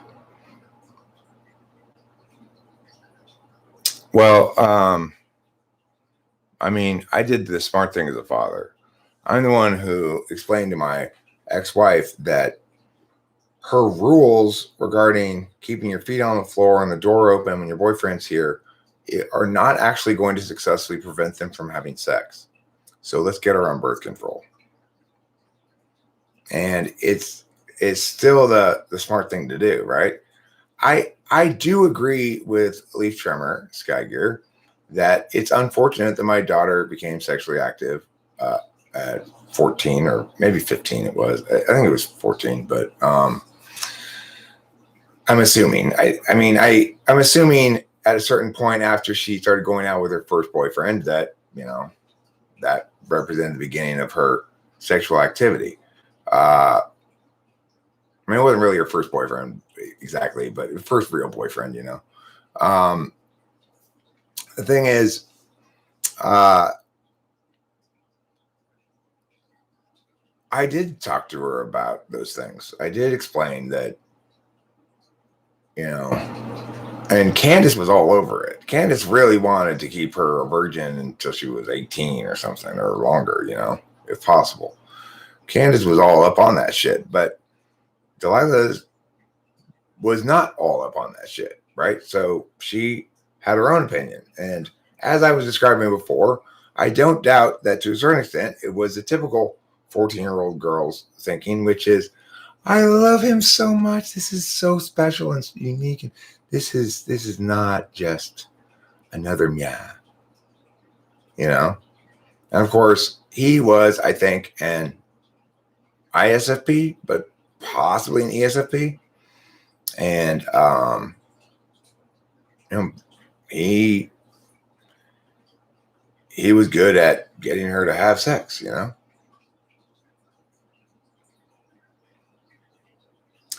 Well, the thing is, Guy Gear, I like the fact that he said even then, because it actually makes my point for me, which is my morality about this hasn't changed, though.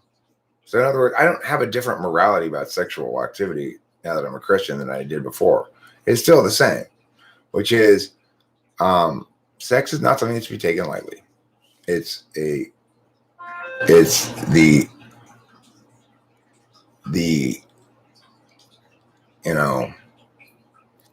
the ultimate level of intimacy that you can afford another person physically. So just as you shouldn't take lightly telling your deepest, darkest secrets,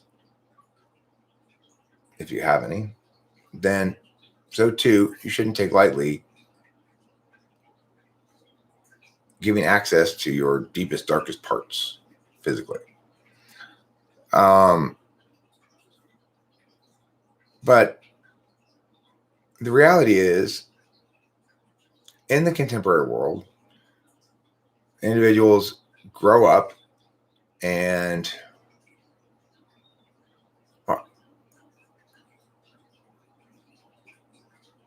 Oh, I see what you're saying. Okay, Leaf Trimmer. I stand corrected about misunderstanding what you meant there.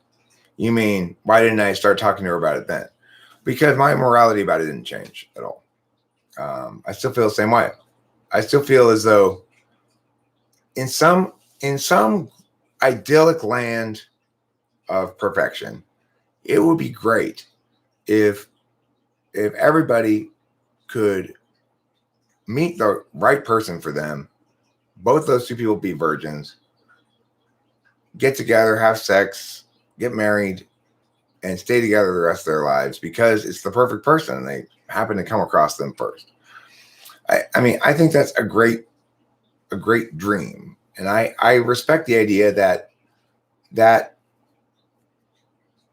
implicit to that dream is a preferability or a normative claim that taking sex more seriously is better than taking sex less seriously. In terms of willingness to engage in it randomly.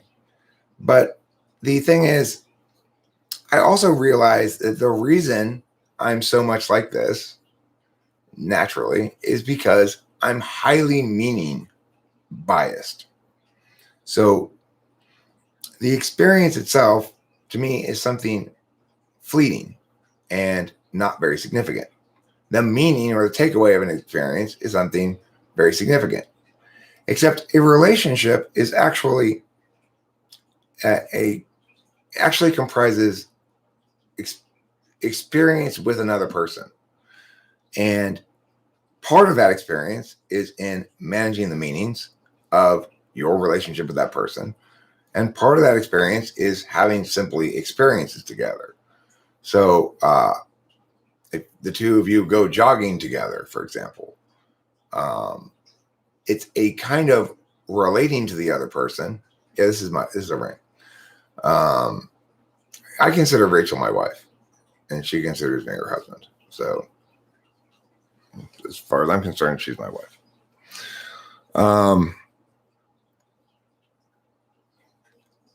No, I'm not a converted Christian. I have become a Christian. I was not converted from anything.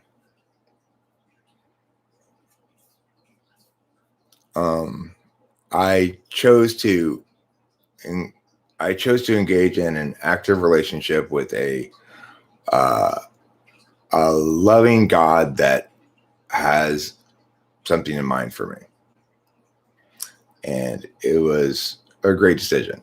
And then sometime after that, I realized that I needed to make a decision beyond that. In other words, I wasn't okay with, look, Muslims, Buddhists, we all believe in the same God, blah, blah. I wasn't okay with that. That ultimately I had to make a decision, because that's bullshit and that doesn't stand up to any scrutiny. And when I had to make a decision, it was a no-brainer. From a purely secular perspective, Christianity is the best religion.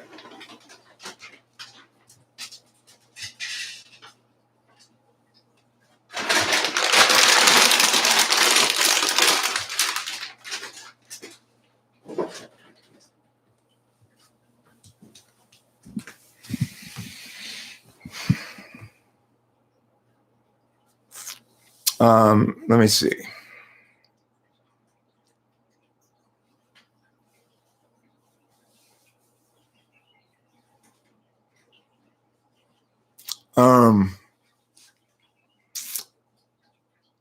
Leaf Trimmer, I agree the Christian context is very definitive, and I think you understand it very wrong. But unlike you, I don't try to impose my magical thinking frame onto you as a justification for things.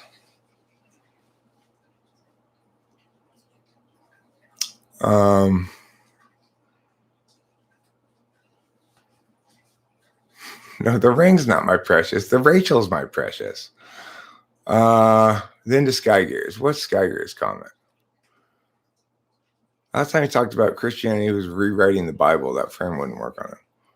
I wasn't rewriting it. I was correcting and updating it. I did get one part wrong. Okay. I said that it was Jesus who was floated down the river in a basket. That was actually Moses. So I got to fix that. I got that part wrong. That wasn't Jesus who was floated down the river in a basket. It was Moses. Eric, how long after meeting new people is it appropriate to mention having a mental illness? As soon as it becomes relevant, which is to say, Rachel had to mention it to me right away because we were talking about her flying out here, and basically we both knew that I was looking for a girlfriend. You know, the interesting thing is when I first was like, you want to come out here and visit, hang out or whatever, and she's like, yeah, she was trying to be more like I'm a down girl than she actually is because she assumed that's what I wanted. And I was trying to be more like, I'm looking for a good time because I thought that's what she wanted. Than we actually were. We were both much more relationshipy than that. So we spent a lot of time working out the damage that bad dating had done to us, that bad relationships had done to us. So I'm not disputing the fact that, no, I think the Christian frame works on me quite well. You're not using a Christian frame. You're arguing within the Christian frame. So you're not arguing against my frame. You're saying my interpretation of the specifics within that frame is wrong. I'm saying your interpretation of the specifics within that frame is wrong. I pointed to an example where my interpretation was wrong, where I specifically got something wrong, where I said that it was Jesus who floated down the river and the basket was actually Moses. That was my bad. I got that wrong. I stand corrected.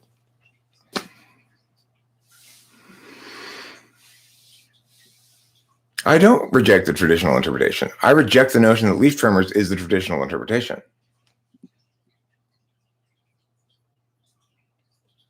I say the original, traditional, and correct interpretation is the one I'm presenting.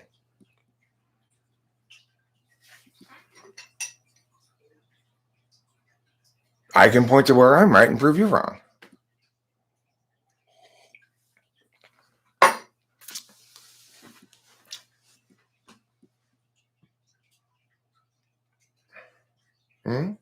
You want me to?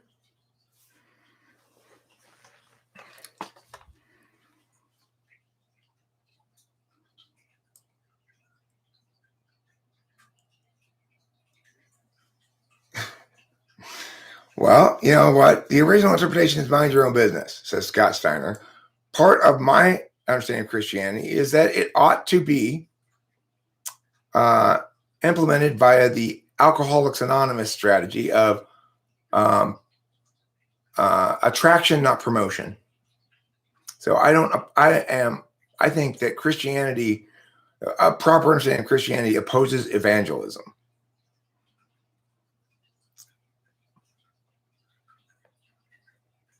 I mean, adultery is a sin.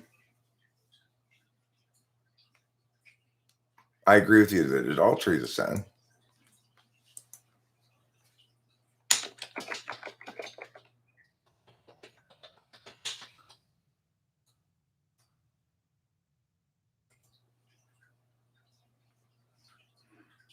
So having any other gods before God is a sin.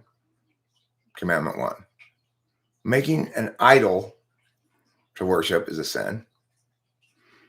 You should not take the name of the Lord your God in vain, which means basically you shouldn't use God as an argument for your own political stuff. You should never justify your public statements with God. That's trying to use God instead of treating God as an end in himself. Remember the Sabbath day and keep it holy. So, maybe I'm not very good at that. In other words, it's basically saying, we want you to spend a day a week attending to keeping your spiritual house. We've designated that day on Sunday, but you might say Saturday if you're Jewish or something. But I'm not necessarily very good at, I guess, spiritual housekeeping in that fashion. 5, honor your father and your mother. I try to do that as best I can. 6, you shall not murder. So far so good. 7, you shall not commit adultery. I have done that once in my life when I was 18. I'll certainly never do it again. You shall not steal. I've stolen before, but not in a very, very long time. You shall not bear false witness against your neighbor. As far as I know, I've never done that. You just in that you shall not bear false witness. Just in that right there is fine. You shall not covet.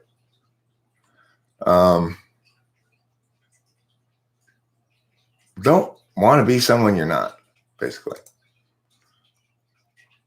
So note the absence. Don't have sex with people you're not married to. Okay, well, so you cite me the scripture about fornication that you want to cite me, okay?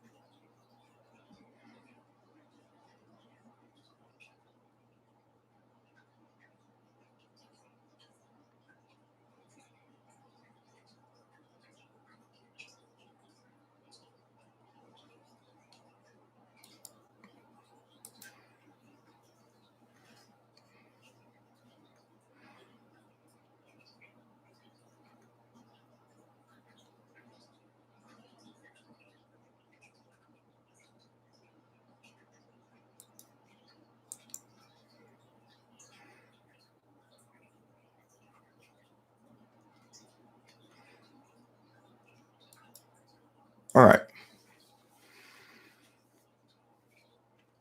First of all, I've prepared some arguments, okay, here.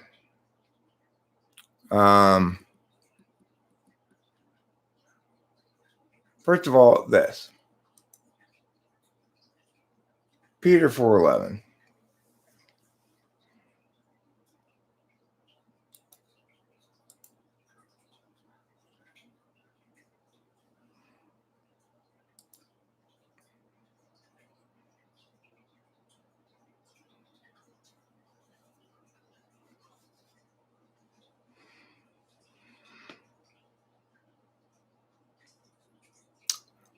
Whoever speaks to the congregation is to do so as one who speaks the oracles of God. Whoever serves is to do so as one who serves by the strength which God abundantly supplies, so that in all things God may be glorified through Jesus Christ, to whom belongs the glory and dominion forever and ever. Amen. You hear that? Whoever speaks is to do so as one who speaks the oracles.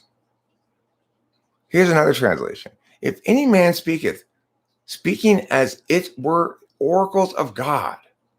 Here's another one. If any man speak, let him speak according to the oracles of God. Here's another translation. If any man speak, let him speak as the oracles of God. If any man speaks, let it be as one who speaks God's words. Whoever speaks should do so as those who speak God's words. If someone speaks, let him speak God's words. If someone serves, let him do so out of the strength that God supplies. If you have a gift of speaking, preach God's message.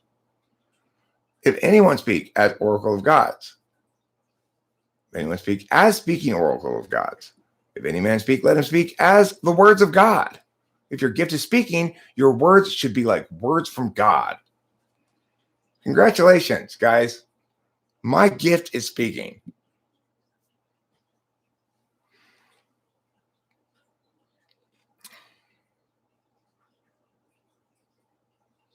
Corinthians 1. Nevertheless, to avoid fornication, let every man have his own husband and every woman her own. Every man have his own wife and every woman her own husband.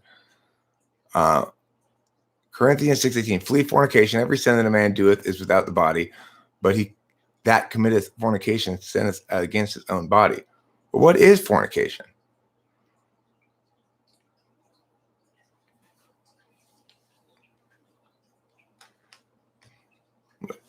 I mean, it sounds like that.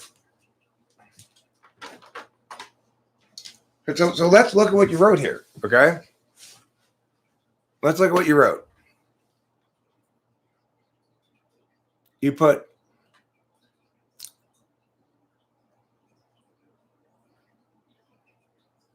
Corinthians 1, flee fornication. Every sin that a man doeth is without the body, but he that committeth fornication sinneth against his own body. Now the works of the flesh are manifest, which are these: adultery, fornication, uncleanness, lasciviousness. Okay. Nevertheless, to avoid fornication, let every man have his own wife, and let every woman have her own husband.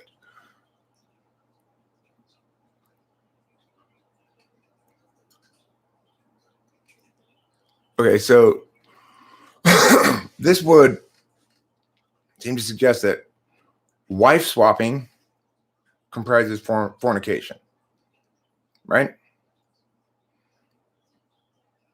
Flee fornication. Every sin that a man doeth is without the body, but he that committeth fornication sinneth against his own body.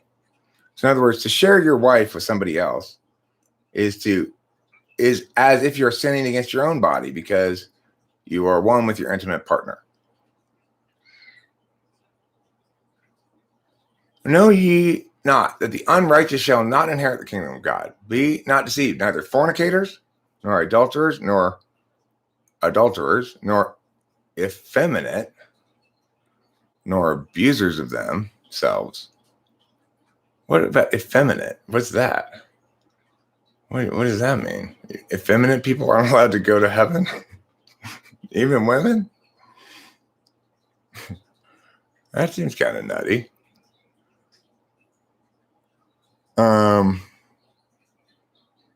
Okay, so the relevant ones here being fornicators and adulterers. So as far as I can tell, fornication is wife swapping or bigamy. It is commonly reported that there is fornication among you, and such fornication as is not so much as named among the Gentiles, that one should have his father's wife. Okay, so incest. Okay, so we've found two forms of fornication so far: wife swapping and incest. For this is the will of God, even your sanctification, that ye should abstain from fornication, even as Sodom and Gomorrah and the cities about them in like manner giving themselves over to fornication and going after strange flesh are set forth. Going after, so in other words, I guess having sex with people you don't know would qualify as fornication. in this context then as well. Suffering the vengeance of eternal fire. Oh, fun. I love the vengeance of eternal fire. Clear differentiation between fornication and adultery, both are sin and sexual immorality. Okay, well, I agree, we've determined specific. No, I've read lots of fucking Bible verses before, obviously. So what? Okay, well, I'm just telling you what you've established so far. You've established that fornication includes wife swapping, that it includes having sex with strangers, and that it includes incest. That's what you've established so far. I mean, where that's not been established, I'm conceding what you're establishing biblically here. That's what you've established so far. That wife swapping, incest, and having sex with strangers comprise examples of fornication. If you want to continue to provide me evidence, I will continue to add to the list of things you've established. But so far, that's all you've established. It's not. I'm just telling you what you're doing. I'm just accurately describing what you've done argumentationally. Okay, that's all I'm doing here is accurately describing what you've done argumentationally. So I'm conceding your frame of reference, saying we're going to use the Bible as the authority here and see if you've actually read it correctly. That's what you've established so far.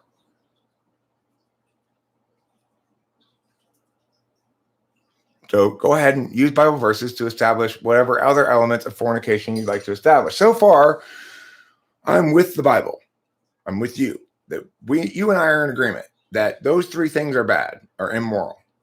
Incest, wife swapping, and having sex with strangers. I'm with you. Now, granted, I can't really prove the last one, but it's a magical thinking frame, so okay. Polygamy and bigamy would also be. You've also already established polygamy and bigamy under the category of wife swapping. Okay. The thing is, regardless of how you want to define it, the game we are currently playing is Leaf Trimmer proves that serial monogamy is fornication. He's not shown me that with any of his biblical quotes so far. You've not established your point. I'm sorry, Leaf Trimmer. You haven't. You want the F? Take the F, but do the job. Okay, well, what I'm saying is fornication and adultery are two different things. I agree. Cheating on your wife in secret is adultery, or even if not in secret, whereas wife swapping would be fornication because it's fully consensual, aware by all parties, right? So it's fundamentally different. Adultery is a breaking of a contract by one party. I guess comments are getting deleted this morning. I don't know why or by whom, but I've heard this from multiple people so far this morning that random shit gets deleted.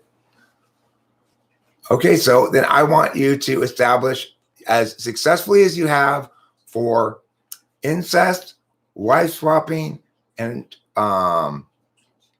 adultery, and having sex with strangers, that serial monogamy comprises fornication.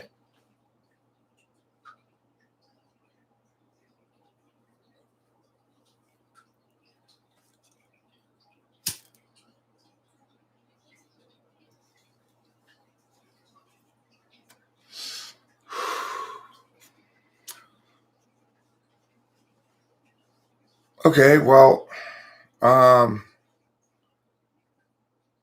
Joseph was worried that Mary would be accused of fornication when she fell pregnant with Jesus, because at the time Joseph hadn't married her yet, and people at the time were accusing those who had premarital sex of fornication. That's all that establishes. That, it's possible that even way back then, Leaf Trimmer, there were people just like you who were wrong about fornication. And Joseph was worried about them. That makes sense. I'd be worried about that too if I lived in a society with a bunch of people who misunderstood fornication like you did. I mean, all you've established is that Joseph was worried about an accusation of fornication, not that, in fact, premarital sex comprises fornication. And is it just premarital sex? If I've gotten married, had a husband, and he died, is it now acceptable for me to have sex with anybody anytime? No, I'm trying to establish that serial monogamy does not comprise fornication. That if I go through a series of long-term relationships that don't work out until I find the right person, that I am not guilty of sinning.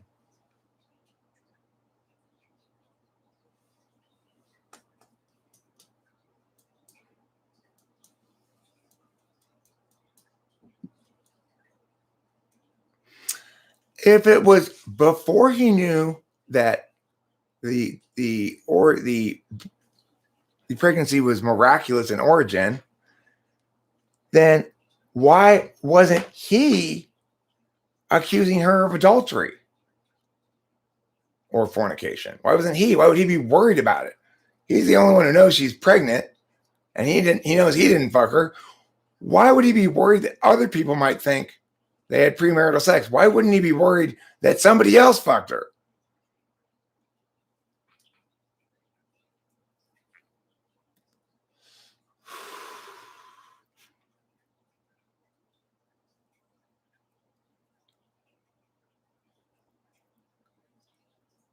Oh, even Joseph was considering turning Mary in.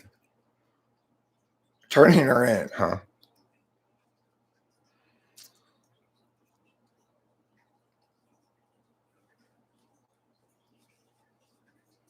Okay, but what comprises a marriage? I consider Rachel my wife. I consider me her husband. I have had 2 actual marriages, and I have had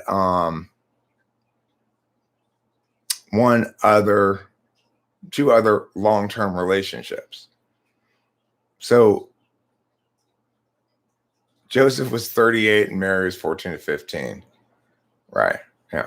So, and this 40-year-old dude is mad because somebody deflowered his 14-year-old virgin before he could. Right? I mean, who's the good guy here?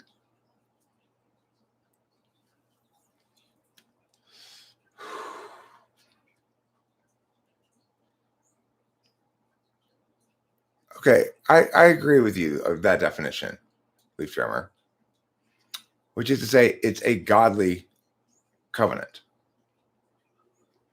And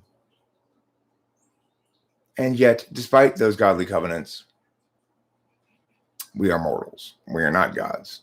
And though we invoke God's blessing upon our undertakings, we are not omniscient. And often we are incredibly stupid in specific ways.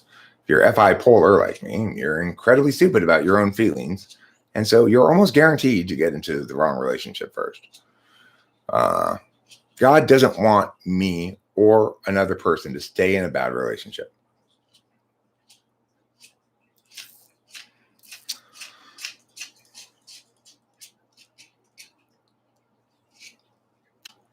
I agree.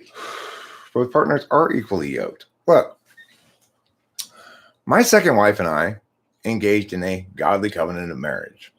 We got married by a priest at the thing, or preacher or whatever, and yada, yada, yada. And we were married for like 6 years or 7 years. We were together for 13 years. You could say that all the intercourse prior to our getting married was sinful and the intercourse afterwards was not. But the relationship didn't meaningfully change. In other words, I considered myself married to her long before we actually got married. In other words, my perception of my obligations to her and or expectations for her had no different than with somebody I was married to. So, as a consequence, it doesn't make any sense that God would condemn the former behavior while embracing the latter. Now, here's the other thing to remember, and this is important. No human being is smarter than God, right? No human being is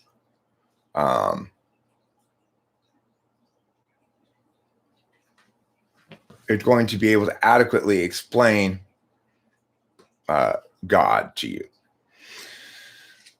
So when we encounter things that human beings, right, that make God seem stupid, we should doubt the things they write, human beings write, rather than God.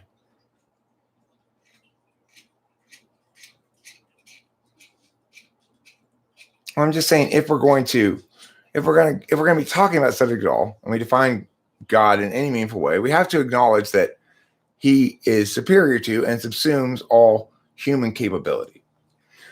Now, the Bible is an expression of individual human beings expressing their own capacity to interpret and give voice to God's story and words. But they're just humans like you and me. They make mistakes. So remember, when I was trying to express God's words in an updated, condensed Bible, I made a mistake. I'm human. I made a mistake. I put that Jesus floated down the river in a basket, not Moses. I got it back. I forgot that it was Moses. I thought it was Jesus for some reason. Anyway, of course, that makes no sense because Jesus was in the manger, So I don't know why I thought that, but anyway, the point is, even though most of what I say in the Bible is a better expression of God's will than other parts of other Bibles that contradict it. Because remember, the Bible is comprised of a lot of different books, and they're written by different individuals who are voicing their own different perspectives on God's word. Some of them direct their attention towards selling the notion that these human words ought to be sacrosanct. And others of them make clear that's not the case. So again, let's not forget Peter 4:11. If any man speak, let him speak as the words of God. If your gift is speaking, your words should be like words from God. In other words, don't deny the capacity of the individual to express godliness. And that's exactly what one does when one becomes Bible fetishized.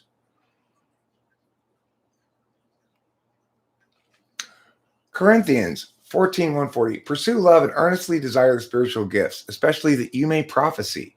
For one who speaks in a tongue speaks not to men, but to God.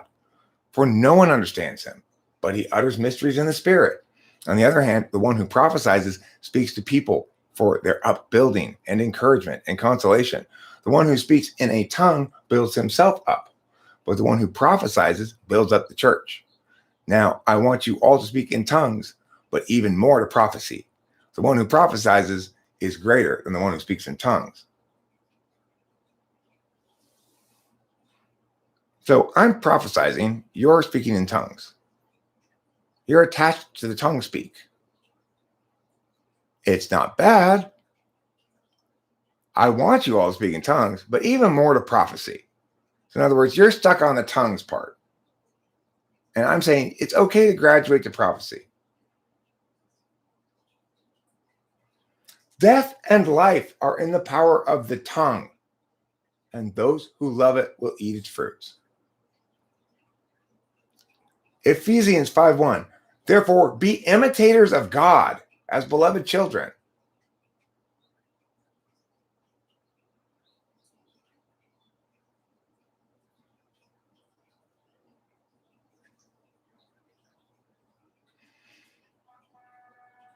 Note this, Corinthians 14:33. For God is not a God of confusion.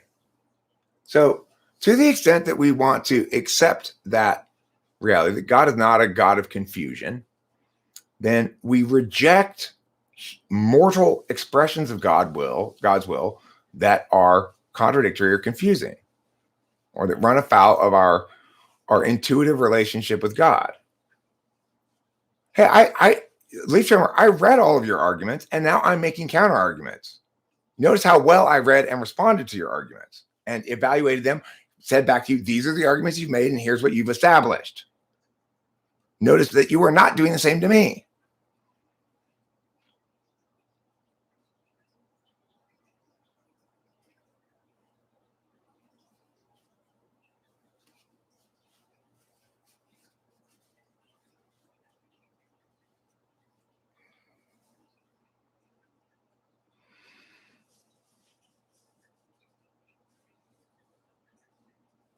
I'll win every time. I'm winning this one right now.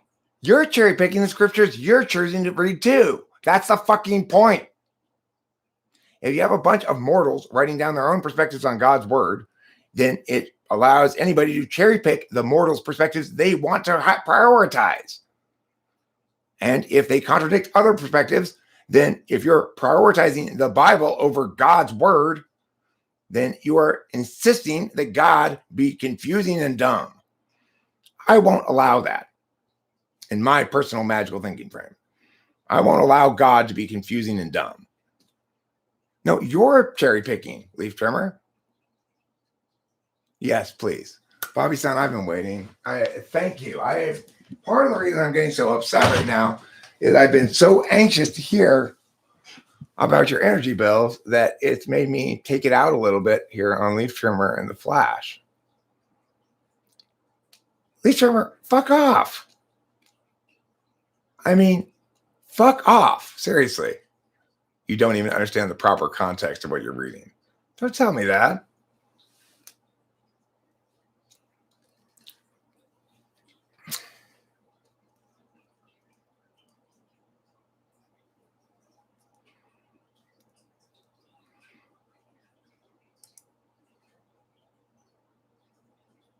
Let me read you Proverbs 18:20.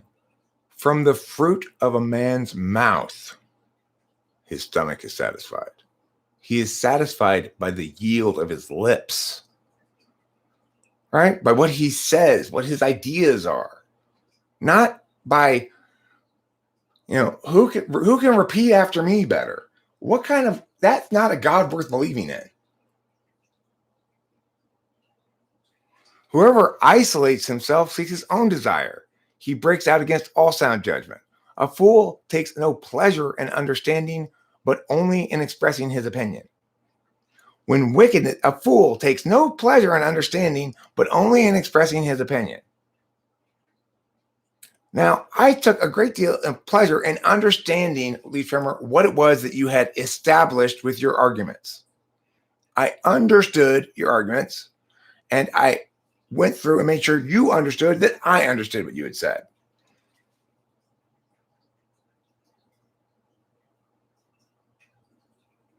No, I am looking through this through an authentically faithful approach. It's like, if you want to argue against me with scripture, then argue with scripture. Fine. And we can play that game. Okay? I'll be happy to read that passage again. Whoever isolates himself seeks his own desire. So in other words, if you are sitting alone with a book someplace and drawing your own conclusions about God's will without engaging the topic at all with anybody, you are only cherry picking for your own purposes. You're engaging in confirmation bias. He breaks out against all sound judgment. In other words, I'm attached to this verse against all sound judgment because I've isolated myself with this book and not engaged God as a living topic. As a consequence, I've become a fool who takes no pleasure in understanding, but only in expressing his opinion. When wickedness comes, contempt also comes. And with dishonor comes disgrace. So, note,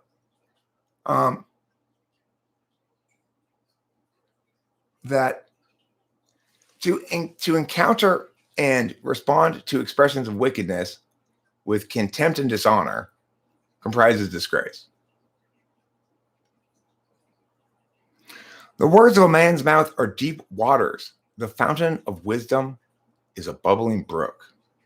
So true. The words of my mouth are deep waters, a fountain of great wisdom, a surging torrent rather than bubbling brook. It is not good to be partial to the wicked or to deprive the righteous of justice. So here I am fighting on the side of justice, right? Stop reducing all these people to wicked, used up trash just because they're women who've had sex. A fool's lips walk into a fight, and his mouth invites a beating. And boy, is that fucking the truest thing that's ever heard, right? Fools' lips walk into my fight all the time, and their mouths invite beatings. A fool's mouth is his ruin, and his lips are a snare to his soul. Abso-fucking-lutely. The words of a whisperer are like delicious morsels. They go down into the inner parts of the body. In other words, don't be tempted by people who try to say things privately, right? It should be public. Everything should be public. Whoever is slack in his work is a brother to him who destroys. In other words, if you're not engaging meaningfully about the topic like I am, but instead isolating with a book someplace, then you're a brother who is being slack in his work. The name of the Lord is a strong tower. The righteous man runs into it and is safe. They don't pretend as though the Lord is weak. A rich man's wealth is his strong city and like a high wall in his imagination.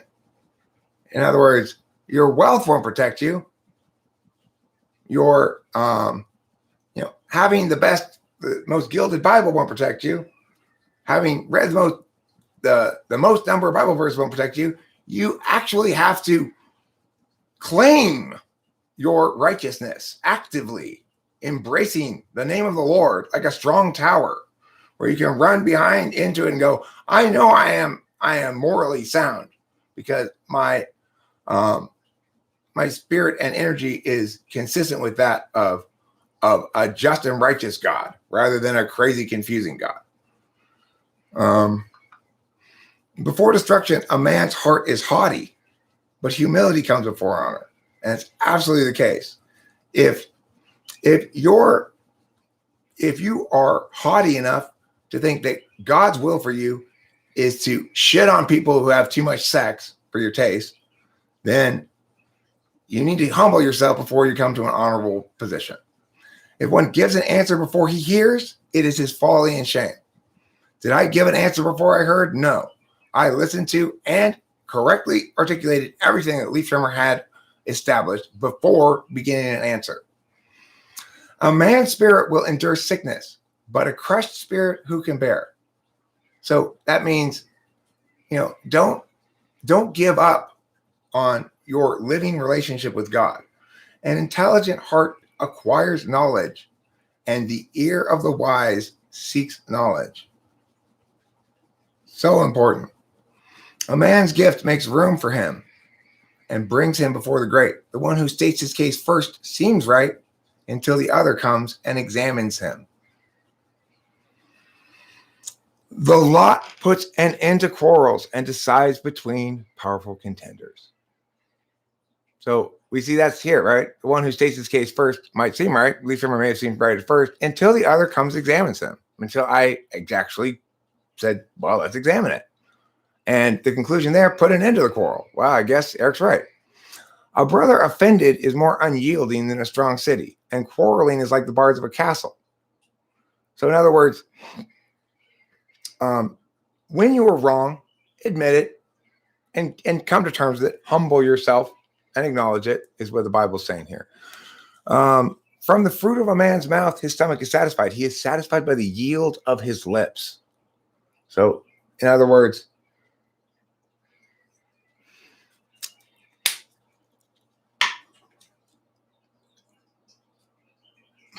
be careful with your words. That's basically the gist of it. Death and life are in the power of the tongue. and those who love it will eat its fruits. So if you are preaching goodness, truth, justice, as I am, then I will eat the fruits of goodness, truth, and justice. He who finds a wife finds a good thing and obtains favor from the Lord. And I'm experiencing it right now. I found my wife, Rachel, and it is an amazingly good thing. And I obtained favor from the Lord. However, it was not always the case that finding a person to whom I was married was equivalent to me for finding a wife. We know that if the Bible's right here, that finding a wife is a good thing, that my first wife is actually Rachel. My first wife may have been my first wife because she produced Delilah for me, and that's obtaining favor from the Lord. But beyond that, really, Rachel is my first wife. She's an entirely favorable gift from the Lord, perhaps in response to me becoming a Christian. Who knows? The poor use entreaties, but the rich answer roughly. When people come to you with hurt, treat them kindly. A man of many companions may come to ruin, but there is a friend who sticks closer than a brother. So in other words, don't forsake deep, loyalty-based, singular relationships entirely for the sake of community popularity or something. So yeah, that's I'm so glad you asked me to read the whole thing, because it really proves my point, doesn't it? About everything. It's incredibly powerful words right there.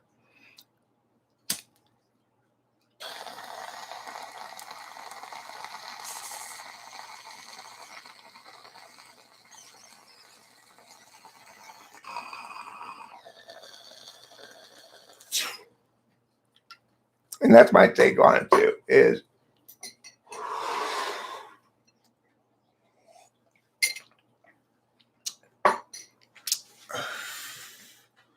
to actually hear this stuff. The coming of the kingdom of God is not something that can be observed, nor will people say, here it is, or there it is, because the kingdom of God is in your midst. It's a great quote there, Luke, Joshua Benjamin of Luke 17, 20-21. Oh, that's right. I forgot. I'm so sorry for talking about God so much, because this video is supposed to be about our inner goddesses. Utter self, my inner goddess wants to scissor with your inner goddess. As far as I'm sure, the Bible had nothing to say about our inner goddesses scissoring. I'm pretty sure our inner goddesses can scissor, and it doesn't qualify as fornication. So if just have your inner goddess email my inner goddess, and they can use the autonomy room while we're live streaming.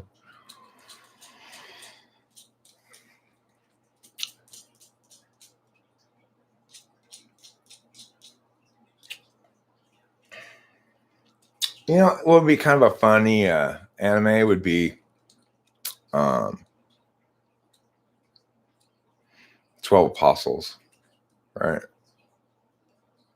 And was Judas one of the 12 apostles?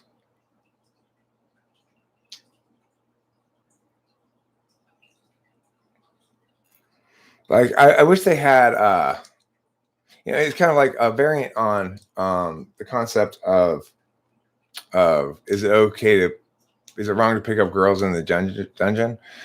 Like, the concept of is it wrong to pick up girls in the dungeon is all the mythological gods have come down from heaven and have agreed to forsake their divine powers while they're on earth in order to live with people. When they die on earth, they shoot back up into heaven and resume being a god, right? I guess when they all die, then it starts over, maybe. I'm not sure. But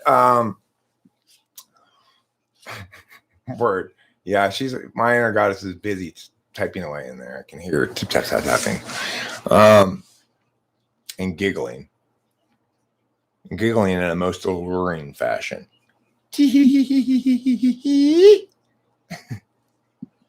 That's my inner goddess giggling in an alluring fashion. Okay.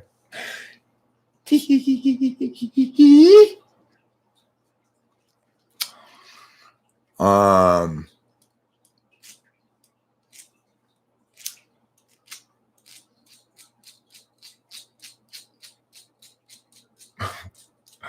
Mom, are you not happy with today's chat participants?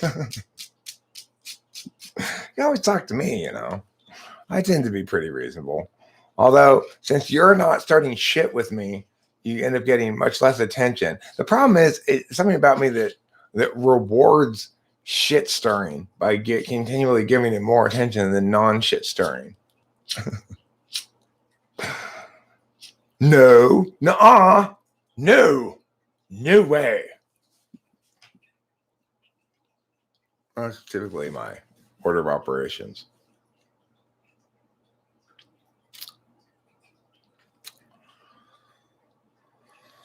So, anywho, we're kind of on 3 hours here now. And it's still only 7:30 in the morning. Wow. What do you know? That's what happens when you get up nice and early. Of course, I went to bed super early last night. I went to bed at like 7 p.m. and slept for about 2 hours, 2.5 hours. Then got up, came out here, and had another couple of like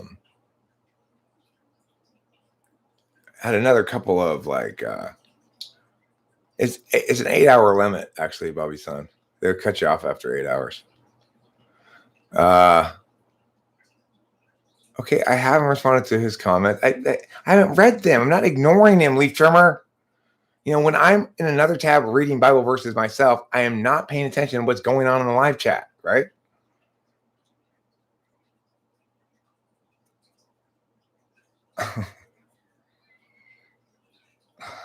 I don't want to be known as a Bible thumper. That's my whole point, is attraction, not promotion. I don't like come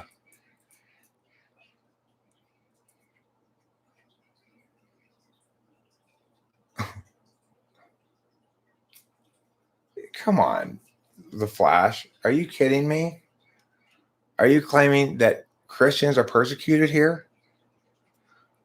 I'm sure Winston's mom timed out Leaf Trimmer because he was being excessively combative or something. I don't know. I can go up and look for them if they're right up close, but you know.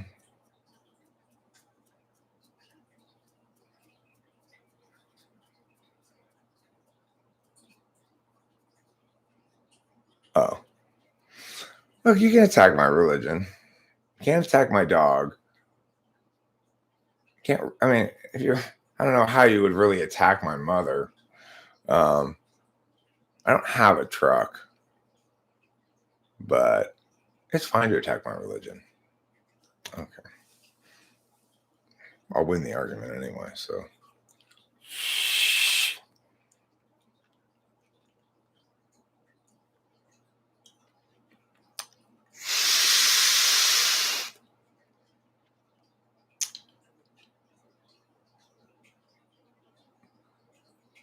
Eric, you said you'd be playing his game. That means you cannot deny any aspect of the Bible. So far, there haven't been any combinations of passages that contradict each other in all frames of reference. Well, my claim was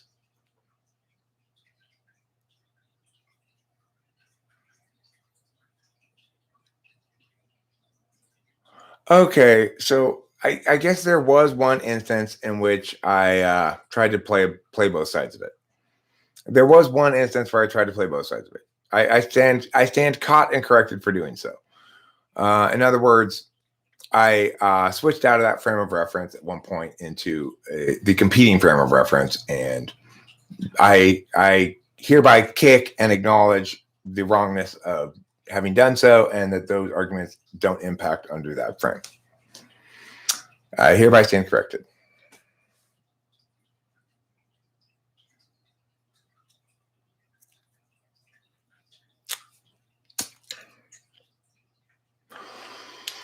You know what I like?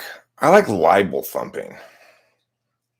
I like finding pieces of libel and then just really repeating them a lot.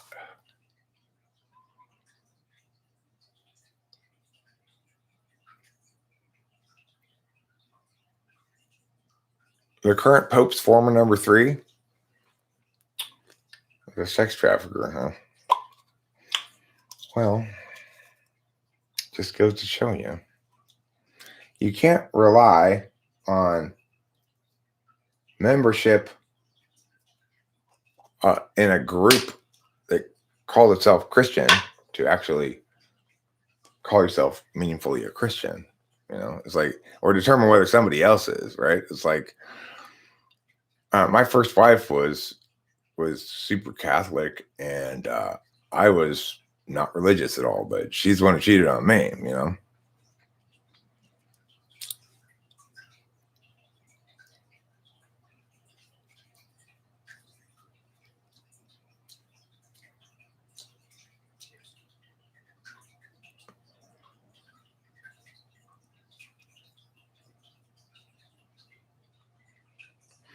Well, the Flash, Winston's mom, part of what she does as a moderator is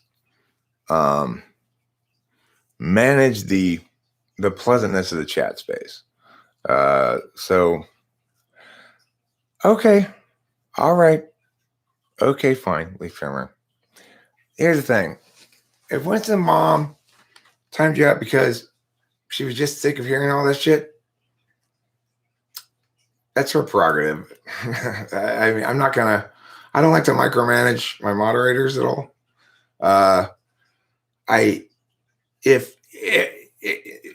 Given who she is and my history of experience and stuff with her, she'd have to fuck up like the same way a few times, make a bad pattern of behavior or something. I get just sort of, sometimes you're just frustrated with it and just like, fuck this person's frustrating me too much. So it may not have been just exactly, but I'm gonna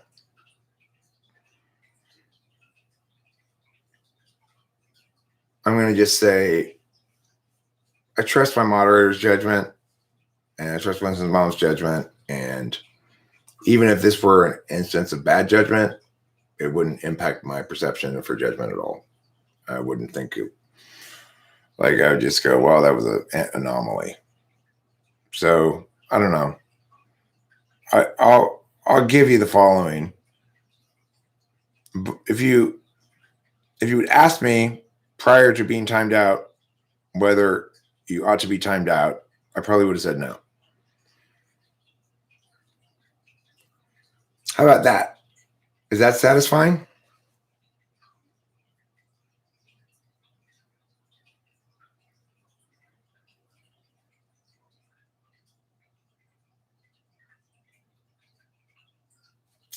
Skyger's got a point there. This stream is ultimately a form of entertainment. The religious talk is ruining the entertainment part of it for a lot of people.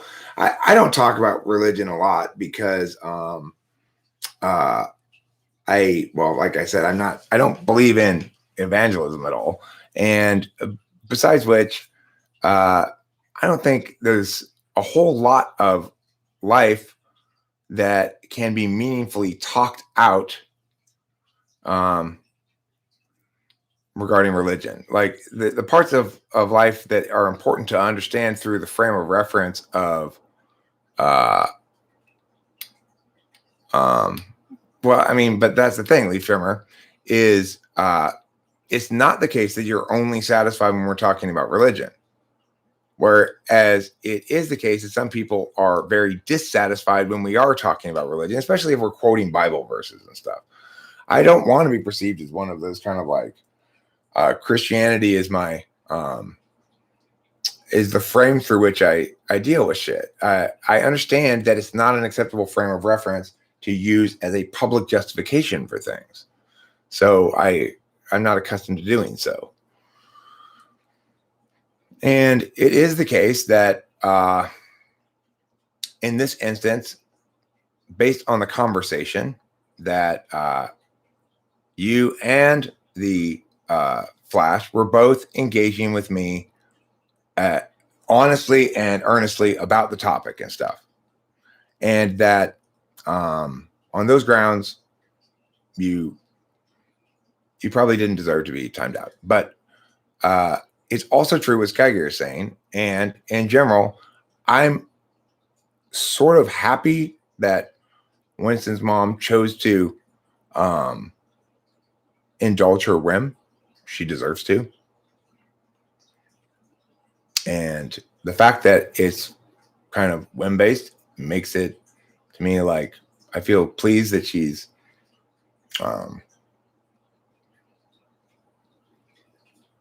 taking advantage of,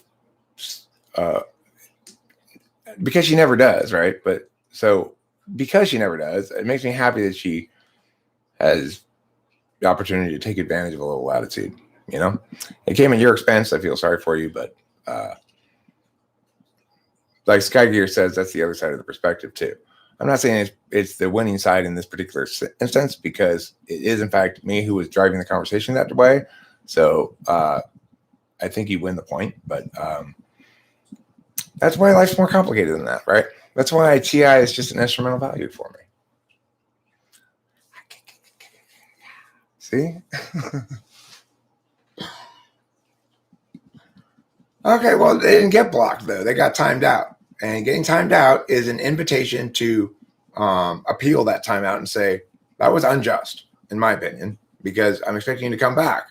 And either I timed you out because I'm totally right, in which case you won't even try to defend it, or you got timed out for reasons that I thought maybe that normally don't get timed out for around here, in which case I should expect to hear about it.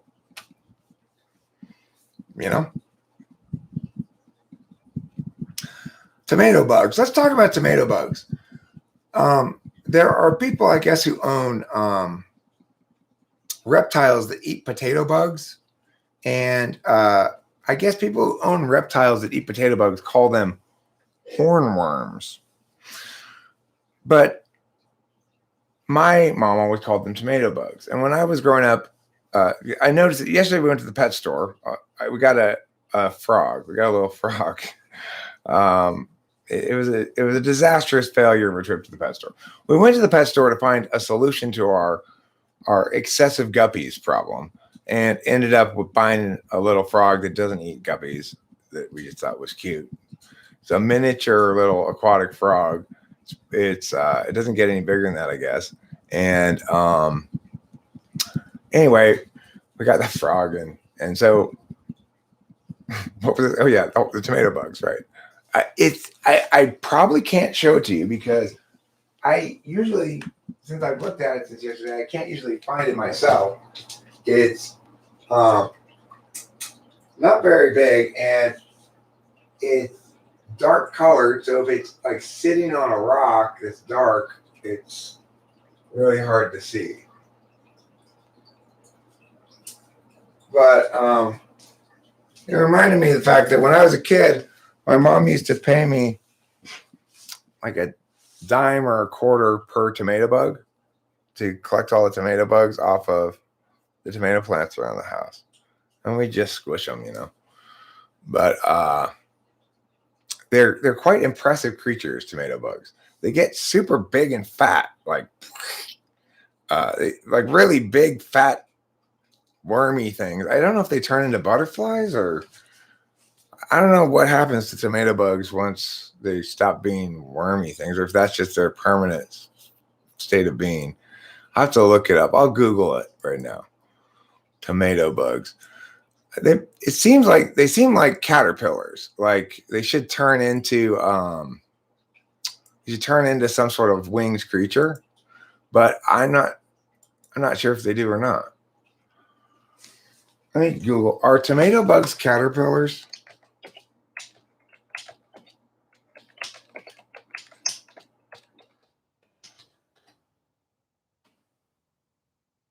Tomato hornworms are very large caterpillars with a horn-like tail. They are caterpillars.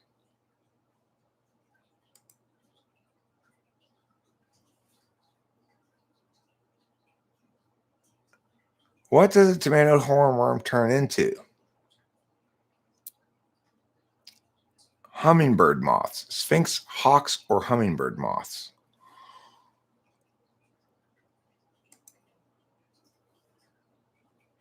Are those things? Oh. Who knew? I had no idea those moths were formerly tomato bugs. I've seen those moths before, but I had no idea that those were the moths that the tomato bugs turn into. Huh. It's like those big gray moths. Interesting. You still say tomato? Wow.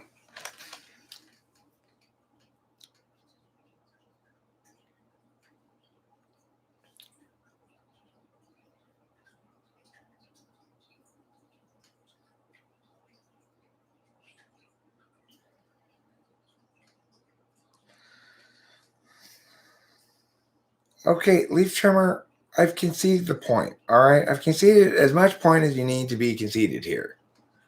No, I'm not embarrassed of my Christianity. That's why I self-identify as a Christian. And I explained exactly why I transitioned from a deist to a Christian earlier. I disagree with your interpretation of Christianity. I don't think using magical thinking arguments to justify positions is a good idea. I think God doesn't like that. I don't think that, I think I am being the best kind of Christian by not imposing a bunch of Christianity talk on people.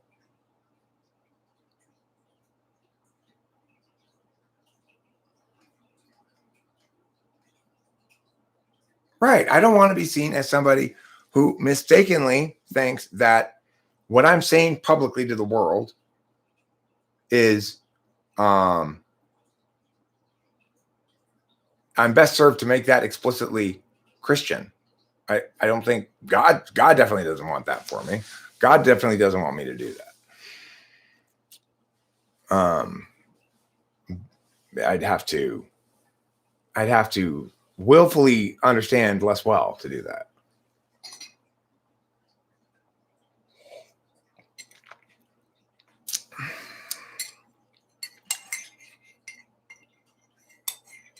I do agree it's not entertaining for a lot of people.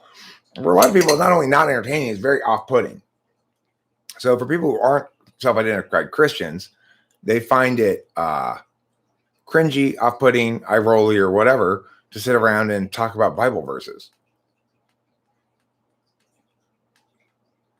And I don't have any position on that. I don't think that's wrong of them to do that. Right? I think that's fine. They're entitled to find it that way. And so as a consequence, I understand the perspective that the purpose of this stream is definitely not to evangelize Christianity. So if you ever were under the impression that this was a channel, the purpose of which is to evangelize Christianity, let me disabuse you of that notion right now. No, I'm not prioritizing others over what is truth and right. I'm saying I am not interested in talking about the truth and rightness that comes from my magical thinking frame very much. So, and for good reason, because even people who agree on the frame of reference, such as Christianity, can be in stark disagreement about its expression, like you and me. So, and the only way to resolve that, even if we agree on the frame of reference, is to go your style and say, okay, well, let's go competing Bible verses. Well, you saw what happened there. I won the argument. My Bible verses were better than yours. My interpretations were stronger than yours. And I acknowledged everything that you established. So there you have it. No, that's not true, Sky Gear. I'm going to disabuse you of that bullshit too. I mean, the last thing that I read, that big thing that the Flash told me to continue reading that whole thing, and I read the whole thing, interpreting each thing after I interpreted it. That was pretty damn compelling. pretty damn compelling evidence, right? So, meanwhile, I've already clarified exactly what you would establish, which was a lot less broad in its scope and a lot less compelling and a lot less convincing. It was specific, convincing about fornication in very specific ways, but it was unconvincing on the core issue of premarital sex for the reason I articulated. Okay, well, fine. We were interrupted. Who knows what the conclusion would have been? Well, I know what the conclusion would have been, and so do you. You would have found more Bible verses to prove meow, meow, meow, meow, meow. And I would have found more Bible verses to prove meow, meow, meow, meow, meow. You know? For example, even if you were to establish that fornication specifically includes this with this Bible verse, I could find a Bible verse that says imposing that frame uniformly without any nuanced understanding of it is a mistake. So I'd win on a frame level then. You know?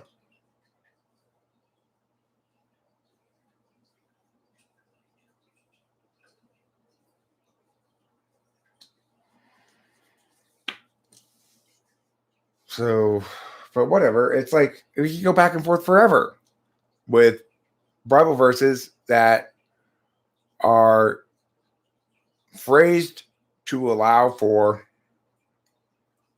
the interpretive work that we do with it. You know, the reasons there's so many people, like, why do we have all these preachers around? Sorry, if you put it again, I'll put it. I'll answer it or address it, the flash. If you are willing to copy and paste it here now, I'll respond to it.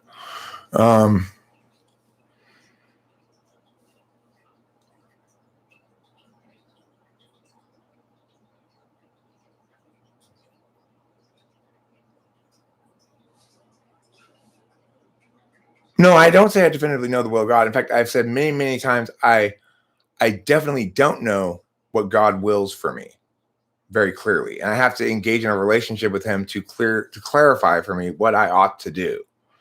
What I said is I do often frequently know what is clearly not God's will. So it's clearly not God's will for me to maim a bunch of toddlers, right? And that's what I said was, it's clearly not God's will that I interpret this such that it makes God to be stupid and confusing. For example, right? I can know that but while acknowledging I don't know what God's will is, we can definitely agree on some things that God's will is not.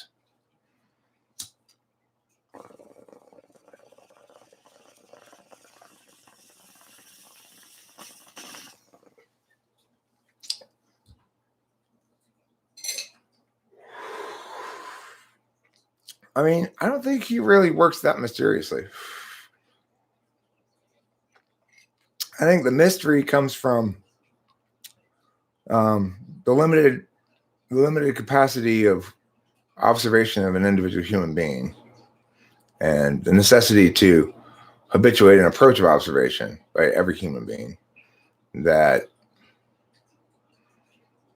makes it's not so much that God works in mysterious ways as that human comprehension is such that God is mysterious.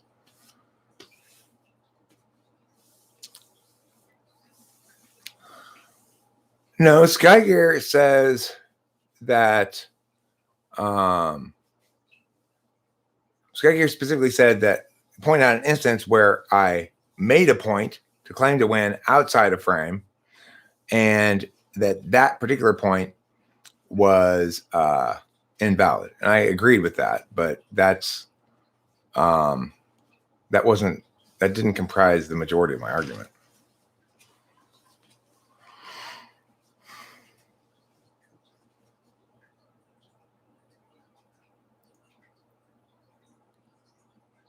I don't just have my subjective interpretation or understanding or definition of what God is. I mean, I source my Christianity in the Bible just like you do.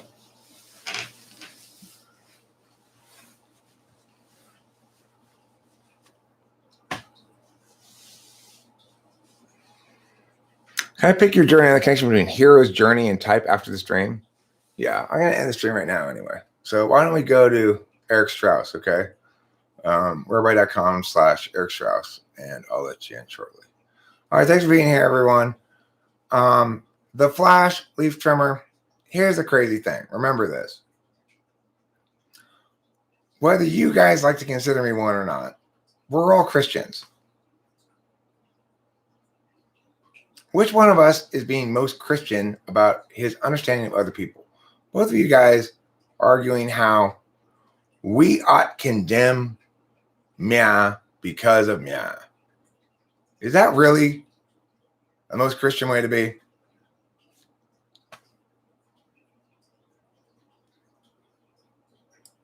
Thanks for being here. Don't forget to eat plenty of cheese.